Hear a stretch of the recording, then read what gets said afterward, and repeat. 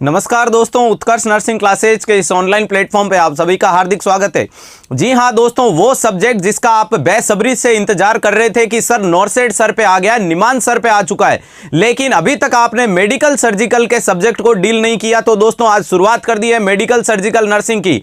जी हाँ, medical surgical nursing में भी कौन सा सिस्टम स्टार्ट किया है? सबसे राजा सिस्टम, सबसे मान सिस्टम, सबसे पूरी बॉडी को कंट्रोल करने वाला सिस्टम, सबसे ज्यादा भय बनाने वाला सिस्टम, सबसे ज्यादा डर पैदा करने वाला सिस्टम, नर्वस सिस्टम। जी हां दोस्तों, नर्वस सिस्टम को डील करेंगे और इतनी बेहतरीन तरीके से डील करेंगे कि दुनिया का कोई भी क्वेश्चन इस सेशन से बाहर नहीं जाएगा, यह आपसे वादा है दोस्तों। एक से एक बेहतरीन क्वेश्चन डील करेंगे, कंसेप्ट को समझेंगे कि क्वेश्चन क्या पूछना चाहता है, क्या उसकी लैंग्वेज होगी, किस प्रकार से उसके जवाब देने होंगे। तो जोड़ दीजिएगा हर एक उस बच्चे को जिसके नॉर्सेट का सपना लेकर के बैठा है लेकिन नर्वस सिस्टम से थोड़ा सा नर्वस हो जाता है, उसको बता देना उत्कर्ष परिवार के अंदर वो क्लासेज चल रही हैं जहां नर्वस सिस्टम रटाया नहीं सिखाया जाता है। जी हां, नर्वस सिस्टम रटाया नहीं सिखाया जाएगा, टिप्स पे करवा दिया जाएगा।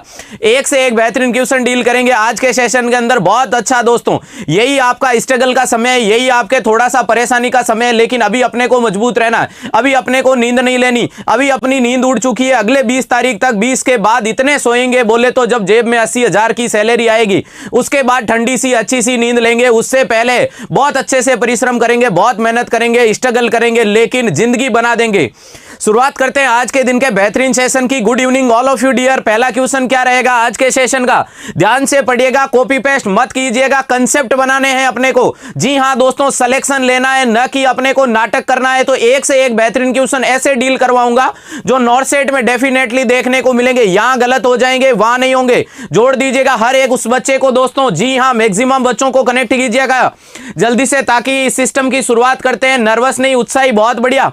पहला क्वेश्चन पूछ रहा है, body system that control and coordinate the all body activities.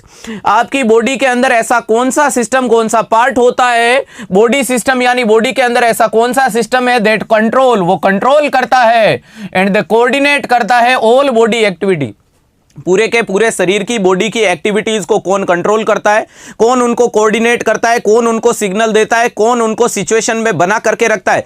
एक भी बच्चा डियर अब ऐसा नहीं होना चाहिए, क्योंकि आधी रात बोले तो गहरी रात में बैठ करके पढ़ रहे हो अंधेरे के बीच में, तो हर एक बच्चा जवाब देगा और अच्छे से कंसंट्रेट। पूरी दुनिया सोने लग गई है। जी हां, सर्दी का हल्का सा मौसम है, दुनिया सो रही है और अपने सिलेक्शन की पथ की तरफ आगे बढ़ रहे हैं। तो जल्दी से कमेंट कीजिएगा।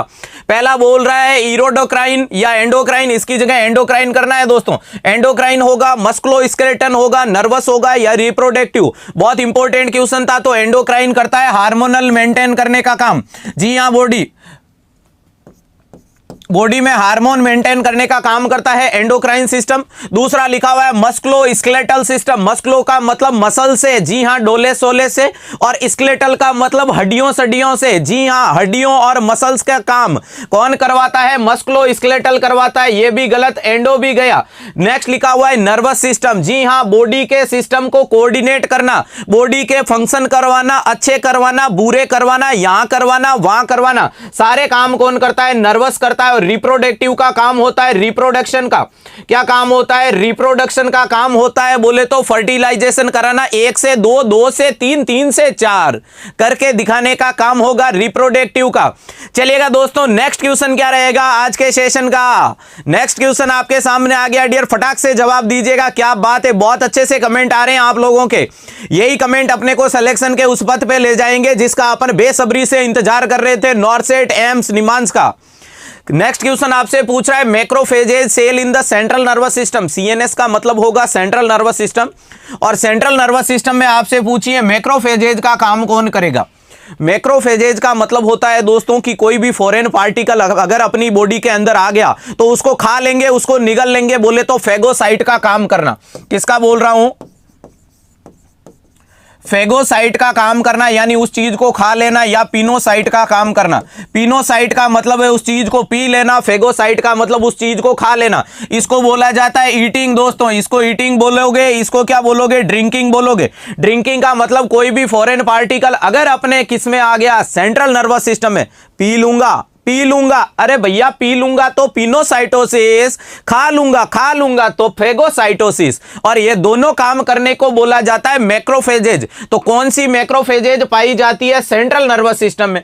पहला बोल रहा है माइक्रोगिलियल, दूसरा बोल रहा है एस्ट्रोसाइट, न्यूरोगिलियल या ओलिगोडेंड्रोसाइट। तो सादा सिंपल सा क्वेश्चन सा और जवाब है, और जवाब क्या जाएगा? मैक्सिमम बच्चों का करेक्ट आंसर है। जी हां दोस्तों, माइक्रोगिलियल सेल पाई जाती है आपके सेंट्रल नर्वस सिस्टम में जो फेगोसाइटोसिस का या मैक्रोफेजेज का काम करता है, यानी किसी भी प्रकार का कोई भी फॉरेन पार्टिकल अपने अगर सेंट्रल नर्वस सिस्टम है, सेंट्रल नर्वस सिस्टम किससे मिलकर बना है? ब्रेन और स्पाइनल कॉर्ड से। किससे मिलकर बना है? ब्रेन और स्पाइनल कॉर्ड से मिलकर के बना है आपका सेंट्रल नर्वस सिस्टम। इससे मिलकर के क्या बना है? सेंट्रल नर्वस सिस्टम बना हुआ है। अगर इसके अंदर कोई भी ऐसा फॉरेन पार्टिकल एंट्री कर लेगा तो उसको खा जाएंगे, जिंदा चबा लेंगे, निगल लेंगे। कौन निगल लेगा? माइक्रोगिलियल। दूसरी सेल लिखी हुई है एस्ट्रोसाइट। एस्ट्रोसाइट बहुत इंपॉर्टेंट सेल है दोस्तों। एस्ट्रोसाइट भी सेल कहां पाई जाती है? सेंट्रल नर्वस सिस्टम के अंदर। और ये मेन काम क्या करती है? तो बीबीबी बनाने का, अरे बीबी नहीं बनाती है, ब्लड ब्रेन बैरियर बनाने का काम करती है। क्या बनाती है दोस्तों? बीबीबी बोले तो ब्लड ब्रेन बैरियर बनाने का काम करेगी। ब्लड ब्रेन बैरियर बनाने का काम करेगी दोस्तों। कौन करेगी? एस्ट्रोसाइट। और एस्ट्रोसाइट किस शेप की पाई जाती है? ये पूछा हुआ क्वेश्चन है। तो ये स्टार शेप में होती है, बोलो तो चमकते हुए तारे की तरह होती है। कैसी होती है? ये स्टार शेप के अंदर पाई जाती है। कैसी? स्टार शेप के अंदर ये पाई जाती है आपकी एस्ट्रोसाइट। और एस्ट्रोसाइट किसका पार्ट है? तो सेंट्रल नर्वस सिस्टम का। क्लियर हो गया? तो ये जवाब यहां पे नहीं होगा। न्यूरोगिलियल, जी हां, नर्वस सिस्टम के अंदर पाई जाने वाली गीलियल सेल। गीलियल सेल कौन सी होती है? इसका नाम है गीलियल सेल। गीलियल सेल किसका काम करती है? सपोर्ट का काम करती है, बोले तो मजबूती देना का काम करती है। जी हां, देखा होगा किसी भी व्यक्ति को, बूढ़े व्यक्ति चलने घूमने फिरने के लिए एक लकड़ी का सहारे लेते हैं, बोले तो ये इसको सपोर्ट देती है। और अपने सिस्टम को सपोर्ट कौन देगी? तो गीलियल सेल देगी। इसको क्या बोलोगे? सपोर्टिंग सेल बोलोगे। अरे भैया बोलोगे क्या? जोर से बोल के बता दो। दहाड़ इतनी जोर होनी चाहिए कि एम्स दिल्ली तक पहुंच जाए कि हम लोग आ रहे हैं। तैयार रहना एम्स दिल्ली, इस बार हम आ रहे हैं पेपर देने के लिए। सोते सोते नहीं, पढ़ते पढ़ते आ रहे हैं, रट करके नहीं आ रहे हैं, कंसेप्ट बना करके आ रहे हैं। तो ये रहेगी सपोर्टिंग सेल। नेक्स्ट लिखा हुआ है oligodendrocyte. Very very very important cell है ओलिगोडेंड्रोसाइट। ओलिगोडेंड्रोसाइट किसका काम करेगी दोस्तों? तो ये माइलिन शीथ का निर्माण करेगी। किसका? माइलिन शीथ का निर्माण करेगी। और माइलिन शीथ का निर्माण किसमें करेगी? सेंट्रल नर्वस सिस्टम में। ध्यान रखना, मैंने क्या क्या चीजें बता दी है। सेल की शुरुआत कर दी है, सेल के बिना शुरुआत नहीं होती है। सेल से tissue. Good evening all of you dear. जो भी बच्चे अभी जुड़े हैं जल्दी से कनेक्ट हो जाना और जोड़ देना हर एक उस बच्चे को जिसका ख्वाब एम्स दिल्ली तक पहुंचने का है, उसको पहुंचा के छोड़ेंगे। बीच रास्ते में, बीच मझधार में नहीं छोड़ा जाएगा। जब ठान लिया है कि जब तक तोड़ेंगे नहीं तब तक छोड़ेंगे नहीं, तो यही शर्त रहेगी। पहले मैंने बता दिया एस्ट्रोसाइट सेंट्रल नर्वस सिस्टम में पाई जाएगी, जो क्या किसका निर्माण करेगी? ब्लड ब्रेन बैरियर का निर्माण करेगी। यानी कोई भी अगर कोई अपशिष्ट ऐसा पदार्थ है उसको ब्रेन के अंदर नहीं घुसने देगी, उसकी एक स्पेशल कवरिंग बना लेगी। इसी को बोला जाता है सेलेक्टिव परमेबल मेम्ब्रेन। इसी को क्या बोलोगे? सेलेक्टिव परमेबल मेम्ब्रेन के नाम से जाना जाता है। जी हां, good evening dear. Neuroglial cell क्या काम करती है? तो सपोर्टिंग सेल का काम करती है, बोले तो नर्वस सिस्टम को सपोर्ट प्रोवाइड करने का काम करती है। लास्ट में लिखा हुआ ओलिगोडेंड्रोसाइट। तो ओलिगोडेंड्रोसाइट माइलिन शीथ का निर्माण करती है। माइलिन शीथ क्या करती है? तो एक्सोन वाले पार्ट के ऊपर माइलिन शीथ बनी हुई होती है। चलिएगा बता ही देता हूं कैसी होगी। एक्सोन के ऊपर बनी हुई माइलिन शीथ देखिएगा, ये एक्सोन वाला हिस्सा है। और ये क्या है? तो ये आपकी सेल बॉडी। सेल बॉडी के ऊपर पाए जाते हैं डेंड्राइट्स। सेल बॉडी के ऊपर ये पाए जाते हैं, इनको बोला जाता है डेंड्राइट वाला हिस्सा। ये आपकी क्या है? सेल बॉडी है। एक नर्वस सिस्टम को, एक न्यूरॉन को खोला है। ये क्या है? सेल बॉडी है। सेल बॉडी में ये न्यूक्लियस पाया जाता है। क्लियर है? ये एक्सोन वाला हिस्सा है। एक्सोन वाले हिस्से के ऊपर पाई जाती है माइलिन शीथ। एक्सोन वाले हिस्से के ऊपर क्या पाई जाती है? माइलिन शीथ पाई जाती है। माइलिन शीथ का काम क्या रहता है दोस्तों? ध्यान से कंसेप्ट को समझिएगा, जल्दबाजी मत कीजिएगा। इंट्रोडक्टरी पार्ट है। जैसे ही मुझे लगेगा कि अब दिमाग के अंदर कंसेप्ट बनने शुरू हो गए, उन क्वेश्चनों की बौछार कर दूंगा कि एम्स दिल्ली भी मजबूर हो जाएगा कि हाँ ये क्वेश्चन तो बनने के लायक है और मुझे तो देना पड़ेगा। उत्कर्ष परिवार ने पढ़ा दिया तो भी देना पड़ेगा। जी हाँ दोस्तों, तो ध्यान से समझिएगा माइलिन शीथ का काम क्या होता है। तो माइलिन शीथ किसी भी प्रकार का मैसेज जो आपका कहां से कहां जा रहा है, सेल से एक्सोन में जा रहा है, उसका रिलीज होने से रोकेगा। जो सेल से एक्सोन में जो भी सिग्नल जाएंगे उनको एक्स्ट्रा लीकेज को रोकेगा। याद रख लेना किसके बारे में बोल रहा हूं, लीकेज के बारे में, वेस्टेज के बारे में। किसी भी प्रकार के मैसेज को वेस्टेज नहीं होने देगा, लीकेज नहीं होने देगा। इसके बीच में जो गैप पाया जाता है इसको बोला जाता है नोड्स ऑफ रेनवियर। ध्यान से सुनिएगा, इसके बीच में पाए हुए गैप को क्या बोलोगे, नोड्स ऑफ रेनवियर बोला जाएगा। नोड्स ऑफ रेनवियर, रणवीर नहीं बोला है, रेनवियर बोला है, नोड्स ऑफ रेनवियर बोला जाता है। इसके अंदर भरे हुए फ्लूइड को क्या बोलोगे, एक्सोलिम बोलोगे। इसके अंदर भरे हुए फ्लूइड को क्या बोलोगे, एक्सोप्लाज्म बोलोगे। इसके ऊपर भरी हुई लेन को क्या बोलोगे, एक्सोलीमा बोला जाएगा। अरे क्या बोलोगे, एक्सोलीमा बोला जाएगा। एक्सोलीमा का मतलब इसकी कवरिंग। अरे किसकी कवरिंग, मेरी कवरिंग, आपकी कवरिंग नहीं भैया, न्यूरॉन के एक्सोन पार्ट की कवरिंग को बोला जाता है एक्सोलीमा। क्या बोलोगे, एक्सोलीमा। इंपॉर्टेंट चीज है। और एग्जामिनर आपसे पूछेगा कि ये जो डायलेटेड पार्ट होता है जहां से सेल बॉडी से जुड़ता है इसको क्या बोला जाता है, एक्सोन हीलॉक बोला जाता है। क्या बोलोगे, एक्सोन हीलॉक। एक्सोन हीलॉक का मतलब क्या है, ये इसका डायलेटेड पार्ट है बोले तो जहां से ये जाकर के सेल बॉडी से जुड़ता है। अब यहां तक तो कंसेप्ट आपके समझ में आ गए होंगे, लेकिन ध्यान से समझिएगा, बात को समझे, कंसेप्ट को पकड़ें।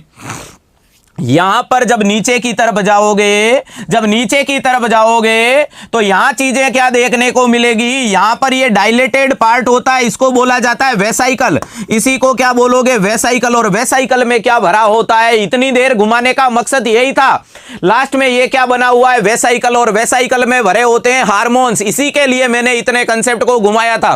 ध्यान से रखिएगा क्या होगा, अरे बड़ा याद रहेगा। धीरज कुमार चिंता मत कर, मेरी गारंटी है, मुझ पे निश्चिंत हो जाओ, गारंटी है। जो चीज पढ़ा दी एग्जाम के अंदर अगर याद नहीं आए तो मेरा वादा है दोस्तों एक एक पॉइंट याद आएंगे, बिल्कुल चिंता करने की जरूरत नहीं है। जी हां, terminal part of the axon को क्या बोला जाता है, ये डायलेटेड पार्ट होता है, उसको वेसाइकल बोलेंगे। और वेसाइकल का पूछा हुआ क्वेश्चन था कि हार्मोन कहां पर भरे हुए होते हैं, हार्मोन कहां पर भरे हुए होते हैं, तो जवाब देना है आपको वेसाइकल। ये सारी संरचना बनाने का एकमात्र मकसद था। कहां पर पहुंचाना था, ये सर से लेकर के आपको चोटी तक पहुंचाने। जी हां, अर्थ से फर्श, सर से अर, ऊपर से नीचे, नीचे पहुंचाने का मतलब था कि वेसाइकल के अंदर भरा रहता है हार्मोन। वापस लेके चलूं नेक्स्ट क्वेश्चन पे। क्वेश्चन के अंदर यही चीज बताई थी, ओलिगोडेंड्रोसाइट किसका निर्माण करेगी, माइलिन शीथ। अब मुझे बता दो कि अगर किसी के अंदर माइलिन शीथ नहीं बनी, बीमारी कौन सी होगी, कमेंट करके जल्दी से दोस्तों कमेंट कर। इतना राफेल की तरह बनना चाहिए कि मजा आ जाए पढ़ने और पढ़ाने का। बोले तो आधी रात में हर एक उस बच्चे को बता देना कि तू नींद ले रहा है, मैं नॉरसेट की धज्जियां उड़ाने आ चुका हूं, मैं नॉरसेट की धज्जियां उड़ाने आ चुका हूं। तो हर एक बच्चे को बता देना कि हम लोग नर्वस सिस्टम को खोल चुके हैं। कौन से सिस्टम, नर्वस सिस्टम को। जल्दी से बताएगा। अगर किसी के अंदर माइलिन शीथ नहीं बनी बोली तो ओलिगोडेंड्रोसाइट सेल का डिस्ट्रक्शन हो गया तो कौन सी बीमारी देखने को मिलेगी, कमेंट फास्ट डियर। इस क्वेश्चन का जवाब जाएगा आपका क्या, माइक्रोगिलियल आंसर जाएगा, राइट आंसर ए रहेगा। बिल्कुल कंफ्यूज नहीं होना, कमेंट करके बताइएगा। Good evening dear. चलेगा, कौन सी बीमारी देखने को मिलेगी अगर ओलिगोडेंड्रोसाइट सेल में डिस्ट्रक्शन होना शुरू हो गया, तो बीमारी कहलाएगी मल्टीपल स्क्लेरोसिस। वेरी गुड, दिल जीत लिया, बोले तो दिल गार्डन गार्डन हो गया। कौन सी बीमारी हो जाएगी, मल्टीपल स्क्लेरोसिस। मल्टीपल स्क्लेरोसिस नाम की बीमारी होगी। फर्दर डील करेंगे मल्टीपल स्क्लेरोसिस क्या होती है। चलो नेक्स्ट क्वेश्चन पे, ये लीजिएगा। नेक्स्ट क्वेश्चन आपके सामने धमाकेदार पेश है, जल्दी से पढ़िएगा और जवाब दे दीजिएगा क्या बोलना चाहता है क्वेश्चन और अपन इसको क्या बताना चाहते हैं कि हम लोग, जी हां संभल के रहना, हम लोग आ चुके हैं मैदान में। क्वेश्चन पूछ रहा है, बिल्कुल घबराने की आवश्यकता नहीं है बेटा, नॉरसेट बड़े क्वेश्चन पूछेगा और बड़े क्वेश्चन को कैसे डील करना है ये मैं आपको सिखा दूंगा। तो कतई घबराने की आवश्यकता नहीं है कि सर ने अब बड़े क्वेश्चन स्टार्ट कर दिए, मुझे तो बड़ी नींद आ रही है, जाकर के सो जाऊं। आज नींद आ जाएगी लेकिन 20 तारीख की नींद उड़ जाएगी, और अगर आज नींद उड़ा दी तो 20 तारीख को इतनी चैन से सोओगे कि मुझे याद करोगे कि मजा आ गया। क्वेश्चन पूछ रहा है, the nurse noted their documentation. Nurse क्या नोट कर रही है, डॉक्यूमेंट कर रही है। That the child is exhibiting an inability to flex. एक बच्चा है जो एक्सिबिटिंग इनएबिलिटी टू फ्लेक्स, जो फ्लेक्स नहीं कर पाता। किसको नहीं कर पाता, द लेग, अपने पैरों को फ्लेक्स नहीं कर पाता। द थाई इज फ्लेक्स, और वो क्या करता है जब थाई को फ्लेक्स करने की कोशिश करता है, एंटीरियर टू द हिप, जब वो अपनी थाई को एंटीरियरली फ्लेक्स करने की कोशिश करता है हिप की साइड में, तो वो फ्लेक्स नहीं कर पाता। Which condition does the nurse suspected? तो सादा जीवन उच्च विचार क्वेश्चन ने पूछा है। क्वेश्चन ने क्या पूछा है? एक बच्चा है जो अपनी थाई को फ्लेक्स करना चाहता है। चलिएगा, मेरे हाथ को अपनी थाई मान लेना, बच्चे का पैर मान लेना। इसके अंदर बच्चा क्या करना चाहता है? अपने पैर को फ्लेक्स करना चाहता है, लेकिन अपने पैर को फ्लेक्स नहीं कर पाता क्योंकि उसको सीवियर पेन देखने को मिलता है। उसके अंदर क्या देखने को मिलता है? सीवियर पेन देखने को मिलता है। कौन सी बीमारी होगी? पहला बोल रहा है मेनिंजाइटिस हो जाएगा, बोले तो ब्रेन सेंट्रल नर्वस सिस्टम की कवरिंग का इन्फ्लामेशन। दूसरा बोल रहा है स्पाइनल कॉर्ड इंजरी हो गई, बोले तो रीढ़ की हड्डी टूट गई, भैया क्या करूं, मर गई मैं तो। तीसरा बोल रही इंट्राक्रेनियल ब्लीडिंग हो गई, बोले तो क्रेनियम के अंदर क्या होना शुरू हो गया? ब्लीडिंग शुरू हो गई। लास्ट बोल रहा है डिक्रीज सेरिब्रल ब्लड फ्लो, बोले तो ब्रेन तक खून नहीं पहुंच रहा है, रक्त नहीं पहुंच रहा है, ऑक्सीजन नहीं पहुंच रही है, उसके बिना वो जिंदा कैसे रहेगा? तो सिंपल सा क्वेश्चन था। मेनिंजाइटिस वाले मरीज के बारे में बताना चाहता है एग्जामिनर। कौन से मरीज के बारे में? मेनिंजाइटिस। पहले समझ लेते हैं मेनिंजाइटिस क्या होती है। तो सेंट्रल नर्वस सिस्टम की कवरिंग को बोला जाता है मेनिंजाइटिस। सेंट्रल नर्वस सिस्टम की कवरिंग को क्या बोला जाएगा? जी हां दोस्तों, सेंट्रल नर्वस सिस्टम की कवरिंग को बोला जाएगा मेनिंजाइटिस। कौन सी होगी? डेप होगी। कौन कौन सी होगी? डेप होगी, बोले तो सबसे है ड्यूरा मैटर बाहर की तरफ, फिर अरिकेनोइड मैटर सबसे अंदर पाया मैटर, और ये क्या हो गई? डेप हो गई। बोले तो इनको कवरिंग बोले तो सपोर्ट प्रोवाइड करती है। लेकिन अगर भगवान नहीं करे इसका इन्फ्लामेशन हो गया तो दिक्कत क्या हो जाएगी? मरीज में सिम्टम आएंगे सीवियरिटी वाले। क्या सिम्टम कहलाएंगे? सीवियरिटी वाले सिम्टम। डियर, नेट को बचा करके रखना है। सिलेक्शन से ज्यादा नेट नहीं है, 500 550 का रिचार्ज होता है, और 5 करोड़ की जॉब लेने जा रहे हो तो 400 500 के बारे में छोड़ दो। 400 500 के बारे में छोड़ दो, नया रिचार्ज करवा लो, ज्यादा रिचार्ज करवा लो। नेट को बचा करके रखो। वेस्ट नेट को नहीं करना है, क्लास के अंदर यूटिलाइज करना है। नया रिचार्ज करवा देना। मेरे हिसाब से 5 करोड़ की नौकरी के लिए 500 का रिचार्ज महंगा नहीं होगा किसी भी सूरत में। चलिएगा, यहां क्या बोल रहा हूं? अगर इसका इन्फ्लामेशन हो गया तो मरीज में क्या देखने को मिलेगी? नचल रिजिडिटी। ध्यान से मेरी बातों को समझते जाना, और नई चीज जहां मिले स्क्रीनशॉट फटाक से ले लेना, क्योंकि समय की सीमाएं। नचल रिजिडिटी देखने को मिलेगी, बोले तो भाई साहब अपनी नेक के मूवमेंट बिल्कुल नहीं करा पाते क्योंकि गर्दन अकड़ गई है। गर्दन क्यों अकड़ गई है? क्योंकि उसकी माइलिन शीथ के अंदर उसकी क्या हो गई? मेनिंजेस के अंदर इन्फ्लामेशन होना प्रारंभ हो चुका है। नेक्स्ट इंपॉर्टेंट 2 क्लासिकल साइन देखने को मिलते हैं, ब्रुजकेंसी साइन और कर्निंग साइन। कौन कौन से साइन देखने को मिलेंगे? एक होगा कर्निंग साइन। क्या बोल रहा है? कर्निंग साइन देखने को मिलेगा मरीज में। एक दूसरा होता है ब्रुजकेंसी साइन देखने को मिलेगा। अब यहां ध्यान रखिएगा, दोनों साइन बता देता हूं। एग्जामिनर पूछे तो फटाक से एग्जामिनर की आंख में आंख डाल करके जवाब दे देना, क्योंकि हम सोते सोते नहीं, हम पढ़ते पढ़ते आए। कर्निंग साइन के अंदर क्या करोगे? एक बच्चे को सीधा लेटा दिया, बच्चे को सीधा लेटाने के बाद उसके पैर को उठाया।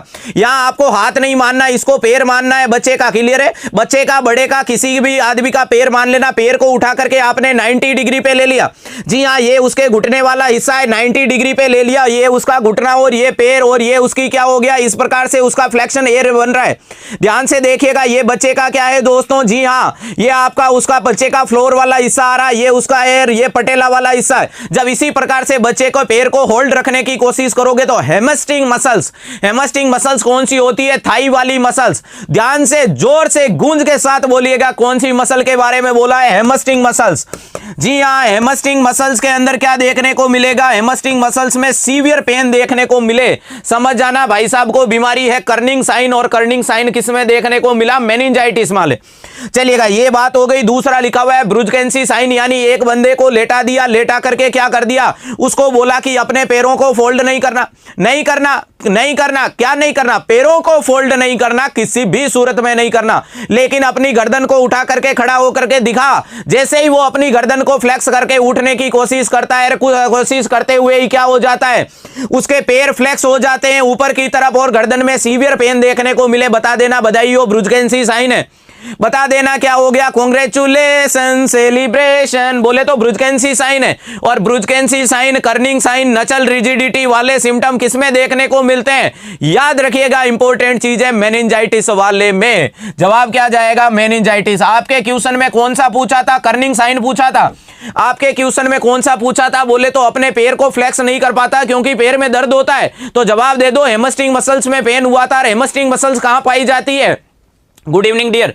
हैमस्ट्रिंग मसल्स कहां पाई जाती है? मरीज के थाई के अंदर पाई जाती है। अपन ने देखा होगा कि क्रिकेटर जब भी क्रिकेट खेलता है, क्रिकेट के दौरान, जी हां, वेरी गुड, डॉर्सी फ्लेक्शन करता है। डॉर्सी फ्लेक्शन का मतलब ऊपर की तरफ फ्लेक्स करना और प्लांटर फ्लेक्शन का मतलब नीचे की तरफ पैर को फ्लेक्स करना। जमीन की तरफ फ्लेक्स करते हो प्लांटर हो गया, अपनी बॉडी की तरफ करते हो डॉर्सी।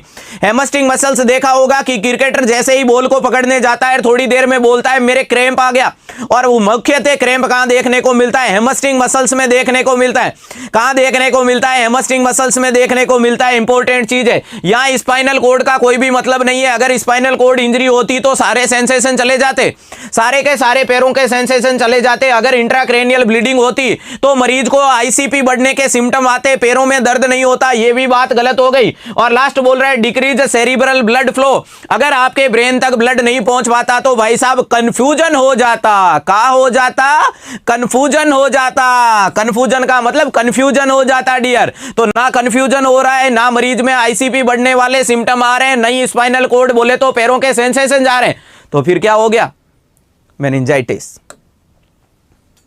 नेक्स्ट क्वेश्चन फटाक से दे दीजिएगा जवाब और इंडिया के अंदर हर एक उस बच्चे को उठा दीजिएगा जो सो रहा है लेकिन नॉर्सेट का फॉर्म भर के सो रहा है, उसको बोलना उठ बेटा उठ। उत्कर्ष परिवार के अंदर नॉर्सेट के लिए स्पेशल क्लासेज की शुरुआत हो चुकी है, जिसके अंदर राजा सिस्टम, नर्वस सिस्टम की क्लासेज कंटिन्यू है। हम तो पढ़ने जा रहे हैं, तू भी चल रहा है क्या? मुझे तो एम्स दिल्ली जाना है, मुझे तो जाना है, तो मुझे तो पढ़ना पड़ेगा। कि उसने पूछा है in spinal cord myelin sheath is form by, चलेगा स्पाइनल कोड के अंदर माइलिन शीथ का निर्माण कौन करेगा? स्वान सेल करेगी, ओलिगोडेंड्रोसाइट करेगा, एस्ट्रोसाइट करेगा, माइक्रोगिलियल करेगी। सादा सिंपल सा क्वेश्चन है, फटाक से जवाब दे दीजिएगा 1 सेकंड के अंदर। स्पाइनल कोड के अंदर माइलिन शीथ का निर्माण कौन करेगी? जल्दी से, बिल्कुल कंफ्यूज नहीं होना। अभी बताया था मैंने डियर, 1% भी कंफ्यूजन नहीं होना चाहिए। मैंने अभी बताया था सेंट्रल नर्वस सिस्टम में माइलिन शीथ का निर्माण ओलिगोडेंड्रोसाइट करती है और ओलिगोडेंड्रोसाइट सेंट्रल नर्वस सिस्टम का करती है। तो सेंट्रल नर्वस सिस्टम में मैंने 2 चीज बताई थी, ब्रेन पाया जाएगा और स्पाइनल कोड पाई जाएगी। सेंट्रल नर्वस सिस्टम में 2 चीजें बताई थी, कौन कौन सी? एक तो ब्रेन पाया जाएगा और दूसरा मैंने क्या बताया था? स्पाइनल कोड पाई जाएगी। स्पाइनल कोड और ब्रेन दोनों किस में पाए जाएंगे? सेंट्रल नर्वस सिस्टम में। और इनके ऊपर माइलिन शीथ का निर्माण कौन करेगा? कौन करेगा? कौन करेगा? कौन करेगा? अरे मैं नहीं करूंगा भैया, कौन करेगा? ओलिगोडेंड्रोसाइट निर्माण करती है माइलिन शीथ का सेंट्रल नर्वस सिस्टम के अंदर। तो करेक्ट आंसर क्या जाने वाला है? ए, सॉरी, करेक्ट आंसर क्या जाने वाला है? बी। पहला लिखा है स्वान सेल सेल, तो ले लीजिएगा, खोल देते हैं स्वान सेल सेल को। स्वान सेल सेल कहां पाई जाती है? तो ये पाई जाती है पेरिफेरल नर्वस सिस्टम में। कहां पाई जाती है? Peripheral nervous system. तो मैंने ये बता दिया, ब्रेन और स्पाइनल कोड है पार्ट आपके सेंट्रल नर्वस सिस्टम के, बोले तो बीच वाले नर्वस सिस्टम के। तो ये आसपास वाले हिस्से, जो आसपास वाले हिस्से के अंदर पहुंचाने वाले सिग्नल कौन पहुंचाएंगे? हाथों पैरों के अंदर पहुंचाने वाले सिग्नल कौन पहुंचाएंगे? जो नर्व सिग्नल जाएंगे बोले तो क्रेनियल नर्व, जो स्पाइनल नर्व वगैरह, वो सारी बेचारी किससे निकलेगी? किसको पूछ करके जाएगी? कौन भेजेगा उसको? तो उनकी माइलिन शीथ का निर्माण करती है स्वान सेल सेल। ध्यान से कान खोल करके सुन लीजिएगा, एग्जामिनर पूछेगा, दरवाजा खटखटा करके पूछेगा कि पेरिफेरल नर्वस सिस्टम में माइलिन शीथ का निर्माण किसका बोल रहा हूं? माइलिन शीथ का निर्माण कौन करेगा? तो उसको बताना है साहब हमको पता है, हम पढ़ते करके आए हैं, सोते सोते नहीं आए हैं, स्वान सेल करेगी निर्माण। तो नेक्स्ट क्वेश्चन आपके सामने मैंने बताया था ओलिगोडेंड्रोसाइट के डिस्ट्रक्शन होने पे बीमारी का नाम है मल्टीपल स्क्लेरोसिस। तो यहां जवाब दे दो, एक व्यक्ति जिसमें पेरिफेरल नर्वस सिस्टम की माइलिन शीथ का डिस्ट्रक्शन हो गया या एक व्यक्ति जिसमें स्वान सेल का डिस्ट्रक्शन हो गया, बीमारी क्या होगी? कमेंट करके बताइएगा, जल्दी से कमेंट कीजिएगा। जो व्यक्ति जिसके अंदर स्वान सेल का डिस्ट्रक्शन हो गया, बीमारी क्या होगी? कौन सी बीमारी होगी? फटाफट से कमेंट कीजिएगा दोस्तों। एक भी बच्चा ऐसा नहीं होना चाहिए। क्यों झपकियां ले रहे हो? मुंह को धो लो, चाय P low, coffee P low. नींद आज उड़ा देनी है क्योंकि अपन तैयार हैं 20 तारीख को अच्छी नींद लेने के लिए। आज नींद ले ली तो 20 तारीख को नहीं ले पाए, आज नहीं ली तो 20 तारीख को लेकर के दिखाएंगे और अच्छी वाली नींद लेंगे, सिलेक्शन के साथ नींद लेंगे। जल्दी से कमेंट कीजिएगा। Very good. क्या जो बीमारी कहलाएगी? बीसीजी नहीं, जीबीएस। क्या कहलाएगी? Guillain Barre syndrome. Very good dear. बीमारी का नाम क्या रहने वाला है? गुल्लेनबर्ग सिंड्रोम। गुलेनबर्ग सिंड्रोम नाम का मतलब क्या हो गया? पेरिफेरल नर्वस सिस्टम की माइलिन शीथ का निर्माण करने वाली स्वान सेल का डिस्ट्रक्शन हो जाना। Condition Guillain Barre syndrome. डीप में डिस्कशन करेंगे मल्टीपल स्क्लेरोसिस को और इसको, तो चिंता करने की कतई आवश्यकता नहीं है। ये स्वान सेल क्या हो गई, ये गलत हो गया। ओस्टियोसाइट क्या होगी, ओस्टियोसाइट कमेंट करके बताएगा। ओस्टियोसाइट का मतलब हड्डियों को मजबूत करने वाली।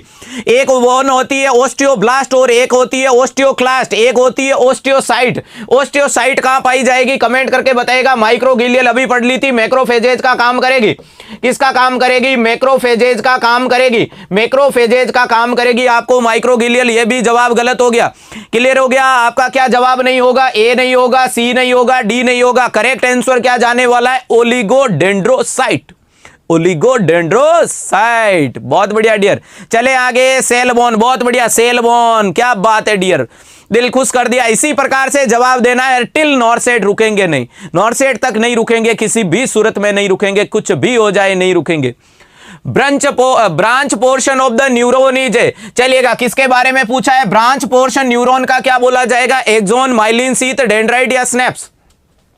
जल्दी से कमेंट करके बता दीजिएगा दोस्तों, क्या जवाब दोगे। ब्रांच पोर्शन, ब्रांच पोर्शन का मतलब क्या हो गया, छोटी छोटी तिल्लियों से जुड़ जुड़ करके एक बड़ा सा गुच्छा बन गया है। और इस गुच्छे को क्या बोलोगे, अरे क्या बोलोगे, मैंने अभी बताया था क्या हो गया। ये देखिएगा, इसी प्रकार की एक चीज का निर्माण किया था और इसके ऊपर ऐसी ऐसी बड़ी बड़ी चोटियां बना करके ये चीज खड़ी है। इस चीज का नाम क्या दे दिया, ये मैंने बताया था सेल बॉडी होगी, ये मैंने बताया था सेल बॉडी होगी, ये बताया था एक्सॉन होगा, ये मैंने बताया था डेंड्राइट होगा, ये मैंने बताया था डेंड्राइट होगा, या मैंने बताया था ये डायलेटेड पार्ट होंगे। बोले तो इनको क्या बोला यार, ये मैंने क्या बोला, ये बोल दिया वेसिकल होगा। वेसिकल होगा, वेसिकल में क्या भरा पड़ा है, हार्मोन भरा पड़ा है। हार्मोन भरा पड़ा है तो कभी निकलेगा जब जरूरत पड़ेगी, काम आएगा, मेरे आएगा, आपके आएगा, सबके आएगा, जन जन हितों में काम आएगा। तो सादा सिंपल सा जवाब क्या होगा, अरे डियर क्या कर रहे हो, branch portion, branch portion of the neuron. Neuron का ब्रांच पोर्शन क्या कहलाएगा,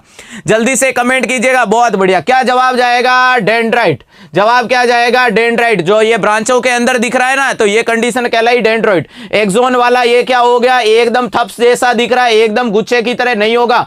माइलिन शीथ मैंने बता दी इस प्रकार की बनी रहेगी। सेंट्रल नर्वस सिस्टम में पूछे तो ओलिगोडेंड्रोसाइट, पेरिफेरल नर्वस सिस्टम में पूछे तो स्वान सेल, तो ये भी नहीं होगा। स्नैप्स का मतलब क्या होता है, इंपॉर्टेंट चीज वापस से आ जाएगा पॉइंट पर, बहुत ज्यादा इंपॉर्टेंट चीज है। स्नैप्स का मतलब होता है दो न्यूरॉन के बीच में बनने वाला थेप्स।